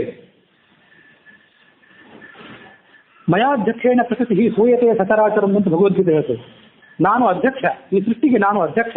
ಈ ಪ್ರಕೃತಿ ಏನಿದೆಯಲ್ಲ, ಅಂದ್ರೆ ಪ್ರಕೃತಿಯನ್ನು ಲಕ್ಷ್ಮೀ ಶಬ್ದ ಕೃಷ್ಣನೂ ಕೂಡ ಅಲ್ಲಿ ಪ್ರಯೋಗ ಮಾಡಿಲ್ಲ ಭಗವದ್ಗೀತೆಯಲ್ಲಿ. ನಾನು ಅಧ್ಯಕ್ಷ ಈ ಪ್ರಕೃತಿಗೆ. ಅಧ್ಯಕ್ಷತೆ ಯಾವುದವರು ಯಾವತ್ತೂ ಸುಮ್ಮನೆ ಕೂತಿರ್ತಾರೆ, ನೀವು ಅದನ್ನು ಗಮನಿಸಬೇಕು. ಭಾರತದ ಅಧ್ಯಕ್ಷರು, ಇಂಗ್ಲೆಂಡಿನ ರಾಜರು, ರಾಜ್ಯಶಾಸ್ತ್ರ ಪ್ರಕಾರ ಇವರು ಸುಮ್ಮನೆ ಕೂತಿರ್ತಾರೆ, ನಿಶ್ಚಲರು ಇವರು ಅಧಿಕಾರವನ್ನ ಉಪಯೋಗ ಮಾಡ್ಕೊಳ್ಳೋದಿಲ್ಲ. ಇವರು ಅಮೆರಿಕದ ಅಧ್ಯಕ್ಷರ ಅಧಿಕಾರ ರೀತಿ ಬೇರೆ, ಭಾರತದ ಅಧ್ಯಕ್ಷರ ರೀತಿ ಬೇರೆ. ಅಧ್ಯಕ್ಷರು ಅನ್ನೋ ಪದ ನೀವು ಮನವರಿಕೆ ಆಗ್ಲಿಕ್ಕಾಗಿ ಹೇಳಿದೆ ಅಷ್ಟೇ. ಕೃಷ್ಣ ತನ್ನ ಅಧ್ಯಕ್ಷ ಅಂತ ಯಾಕೆ ಕರ್ಕೋತಾನೆ ಅಂದ್ರೆ, ತಾನು ನಿಶ್ಚಲ, ಸೃಷ್ಟಿಯಲ್ಲಿ ಅವನು ತಾನು ಆಕ್ಟಿವ್ ಆಗಿ ಪಾತ್ರ ತಗೊಳ್ಳೋದಿಲ್ಲ ಅಂತ ಹೇಳ್ತದೆ ಶಾಸ್ತ್ರ. ಕುಂಬಾರ ಗಡಿಗೆಯನ್ನು ತಯಾರು ಮಾಡುವಾಗ ತನ್ನ ಕೈ, ಕಾಲು ಮೊದಲಾದವುಗಳಿಂದ ಪ್ರಯತ್ನ ಪಡಬೇಕಾಗ್ತದೆ. ಒಬ್ಬ ನೇಕಾರ ತಾನು ಕೈ ಕಾಲುಗಳಿಂದ ಪ್ರಯತ್ನ ಪಡದೇ ಇದ್ರೆ ಬಟ್ಟೆ ತಯಾರಾಗೋದಿಲ್ಲ. ಹಾಗೆ ಭಕ್ತಾರದು, ಕುಂಬಾರರು ಇತ್ಯಾದಿಗಳೆಲ್ಲರೂ. ಭಗವಂತ ಜಗತ್ತನ್ನು ಸೃಷ್ಟಿ ಮಾಡಿದರೂ ಕೂಡ ಅವನು ಆಕ್ಟಿವ್ ಆಗಿ ತನ್ನ ಕೈಕಾಲುಗಳ ಮೂಲಕ ಅವನು ಪ್ರವೃತ್ತಿ ಮಾಡೋದೇ ಇಲ್ಲ ಅಲ್ಲಿ. ಅವನು ಕೇವಲ ತನ್ನ ಸರ್ವಜ್ಞತ್ವ ಏನಿದೆಯಲ್ಲ, ಆ ಸರ್ವಜ್ಞತ್ವದ ಮೂಲಕ ಜಗತ್ತನ್ನು ಸೂಕ್ಷ್ಮವಾಗಿ ಗಮನಿಸ್ತಿರ್ತಾನೆ. ಅವನು ಅಧ್ಯಕ್ಷನಾಗಿ ಕೂತಿರ್ತಾನೆ, ನಿಶ್ಚಲನಾಗಿ ಕೂತಿರ್ತಾನೆ. ಆದರೆ ಪ್ರಕೃತಿ ತಾನು ತನ್ನ ಪ್ರವೃತ್ತಿಯನ್ನು ತೋರಿಸ್ಕೊಂಡು ಈ ಚರಾಚರಾತ್ಮಕವಾದಂತಹ ಪ್ರಪಂಚವನ್ನ ಪ್ರಕೃತಿ ಸೂಯತೆ, ಪ್ರಕೃತಿಯೇ ಹಡಿಸದಂಥದ್ನೆಲ್ಲ. ಸೂಯತೆ ಅಂದ್ರೆ ಉತ್ಪತ್ತಿ ಮಾಡ್ತದೆ, ಪ್ರಸವಿಸ್ತದೆ ಅಂತ ಅರ್ಥ ಭಗವದ್ಗೀತೆ ಹೇಳುವಂತೆ. ಹಾಗಾಗಿ ನೀನು ನನ್ನ ಬಗ್ಗೆ ಉದಾಸೀನಾಗಿರು, ನನ್ನ ಕಡೆ ನೀನು ನೋಡಲೇಬೇಡ. ಸೃಷ್ಟಿ ಮಾಡ್ಲಿಕ್ಕಾದ್ರೂ ನೀನು ನನ್ನ ಕಡೆ ಈಗೊಂದ್ಸರಿ ಕಡೆಗಂಡು ಬಿಟ್ಟು ನೋಡ್ತೀಯಲ್ಲ, ಅಷ್ಟು ನೋಡಿದ್ರು ಸಾಕು. ನನ್ನ ರಜೋಗುಣ, ನನ್ನ ಸತ್ವರಜ ತಮೋಗುಣಗಳ ಪೈಕಿ ಆ ರಜೋಗುಣ ಸ್ವಲ್ಪ ಪ್ರವೃತ್ತವಾಗಿ ಕಾರ್ಯಶೀಲವಾಗಿ ಮುಂದಿನ ಸೃಷ್ಟಿಯನ್ನು ಮಾಡ್ತದೆ. ನೀನು ಅಷ್ಟು ಮಾಡಿದ್ರೆ ಸಾಕು. ಆದರೆ ವೆಂಕಟೇಶನ ಸುಪ್ರಭಾತ ಇತ್ಯಾದಿ ವರ್ಣನೆ ಮಾಡುವಂತೆ ಕಾಂತಾ ಕುಚಾಂಬುರ್ಹ ಕುದ್ಮಲ ಲೋಲದಷ್ಟೇ ಅಂತ ಭಗವಂತನ ವರ್ಣನೆ ಮಾಡ್ತಾರೆ. ಆ ಭಗವಂತನ ಚಂಚಲವಾದಂತಹ ಕಣ್ಣೋಟ ಯಾವತ್ತೂ ಕೂಡ ತನ್ನ ಪತ್ನಿಯ ಅಂತ ಲಕ್ಷ್ಮೀದೇವಿಯ ಸೌಂದರ್ಯದ ಕಡೆ ಇದ್ದೇ ಇರ್ತದೆ. ನೀನು ನೋಡಬೇಡ ಅಂತ ಅವಳು ಅಂದ್ಲು, ಅದು ನೋಡಬೇಡ ಅಂತ ಅವಳು ಅಭಿಪ್ರಾಯ ಆಗಿರಲಿಲ್ಲ. ಒಂದು ಕಣ್ಣಿಂದ ನೀನು ನೋಡದೇ ಇರುವಂತ ನಿಶ್ಚಲನಾಗಿರು. ನಿನಗೆ ಸಾವಿರಾರು ಕಣ್ಣಿದೆಯಲ್ಲ, ಸಹಸ್ರಪಾತ್. ನೀನು ಮತ್ತೊಂದು ಕಣ್ಣು ನೀನು ಮತ್ತೊಂದು ಕಣ್ಣಿನಿಂದ ನೀನು ನನ್ನ ಕಡೆ ನೋಡ್ತಾ ಇದ್ರೆ ಸಾಕು. ನೋಡ್ತೀನಿ ನೀನು, ನೋಡಬೇಡ ಅಂತ ನಾನು ಹೇಳಿದ್ರು, ನೋಡೋದಿಲ್ಲ ಅಂತ ನೀನು ಹೇಳ್ಕೊಂಡ್ರು ನೀನು ನೋಡ್ತೀವಿ. ಅದು ಅವಳಿಗೆ ಗೊತ್ತು. ಯಾಕೆಂದ್ರೆ ಸೃಷ್ಟಿ ಪ್ರಕ್ರಿಯೆ ನಿರಂತರವಾಗುತ್ತದೆ. ಒಮ್ಮೆ ನೋಡಿ ಇನ್ನು ಮುಗಿದ ಸೃಷ್ಟಿ ಪ್ರಕ್ರಿಯೆ ಅಂತ ನೀನು ಸುಮ್ಮನೆ ಇರೋವನಲ್ಲ. ಸೃಷ್ಟಿ ಪ್ರಕ್ರಿಯೆ ನಿರಂತರವಾದ್ರಿಂದ ನೀನು ನೋಡ್ತಾನೆ ಇರಬೇಕು. ನನ್ನ ಸೌಂದರ್ಯವನ್ನು, ಚರಾಚರಾತ್ಮಕವಾದಂತಹ ಈ ಜಗತ್ತನ್ನು ನಾನೇನು ಪ್ರಸವಿಸಬೇಕಾಗಿದೆ, ನನ್ನ ವಿಭಿನ್ನ ರೂಪಗಳಿದೆಯಲ್ಲ, ನನ್ನ ಸೌಂದರ್ಯವನ್ನು ನೀನು ನೋಡಲೇಬೇಕು. ನನ್ನ ಸೌಂದರ್ಯವನ್ನು ನೀನು ನೋಡಿದಾಗಲೇ ನನ್ನಿಂದ ಸೃಷ್ಟಿ ಆಗೋದು ಅಂತ ಹೇಳೋಳು. ಅಷ್ಟು ನೋಡಿದ್ರೆ ಸಾಕು, ಅದನ್ನು ನಾನು ಭಾಗ್ಯ ಅಂತ ನಾನು ಭಾವಿಸ್ತೀನಿ ಅಂತ ಹೇಳೋಳು. ಹೀಗೆ ಆ ಸೃಷ್ಟಿಯ ಪ್ರಕ್ರಿಯೆ ತನಕ ನಾವಿವತ್ತು ರುಕ್ಮಿಣಿ ಕೊಡುವಂಥ ಉತ್ತರವನ್ನು ನೋಡಿದ್ದೀವಿ. ಆ ಉತ್ತರವನ್ನು ಅವ್ರು ಕೊಟ್ಟಂಥ ಉತ್ತರವನ್ನೆಲ್ಲ ಪೂರ್ಣ ಮುಗಿಸಿಬಿಡೋಣ ಅಂತ ಆಲೋಚನೆ ಮಾಡಿದ್ದೆ. ಅದಿನ್ನೂ ಸುದೀರ್ಘವಾಗಿದೆ. ಆ ಮುಗಿಸಿಬಿಡೋದಾದ್ರೆ ಮತ್ತೆ ಸಂಕ್ಷಿಪ್ತವಾಗಿ ಹೇಳಬೇಕಾಗ್ತದೆ. ಹಾಗಾಗಿ ಬೇಡ. ಸೃಷ್ಟಿಗಾಗಿ ಆದರೂ ನೀನು ನನ್ನ ಕಡೆ ನೋಡು, ಉದಾಸೀನಾಗಿದ್ರೂ ತೊಂದರೆ ಇಲ್ಲ. ನೀನು ನನ್ನ ಕಡೆ ನೋಡಿದಾಗ ನಾನು ಈ ಜಗತ್ತನ್ನು ಪ್ರಕಟಿಸ್ತೇನೆ ಅಂತ ಅವಳು ಹೇಳಿದ್ರು ಅನ್ನೋಲ್ಲಿಗೆ ಇವತ್ತಿನ ಕಥಾನಕವನ್ನು ಮುಗಿಸೋಣ.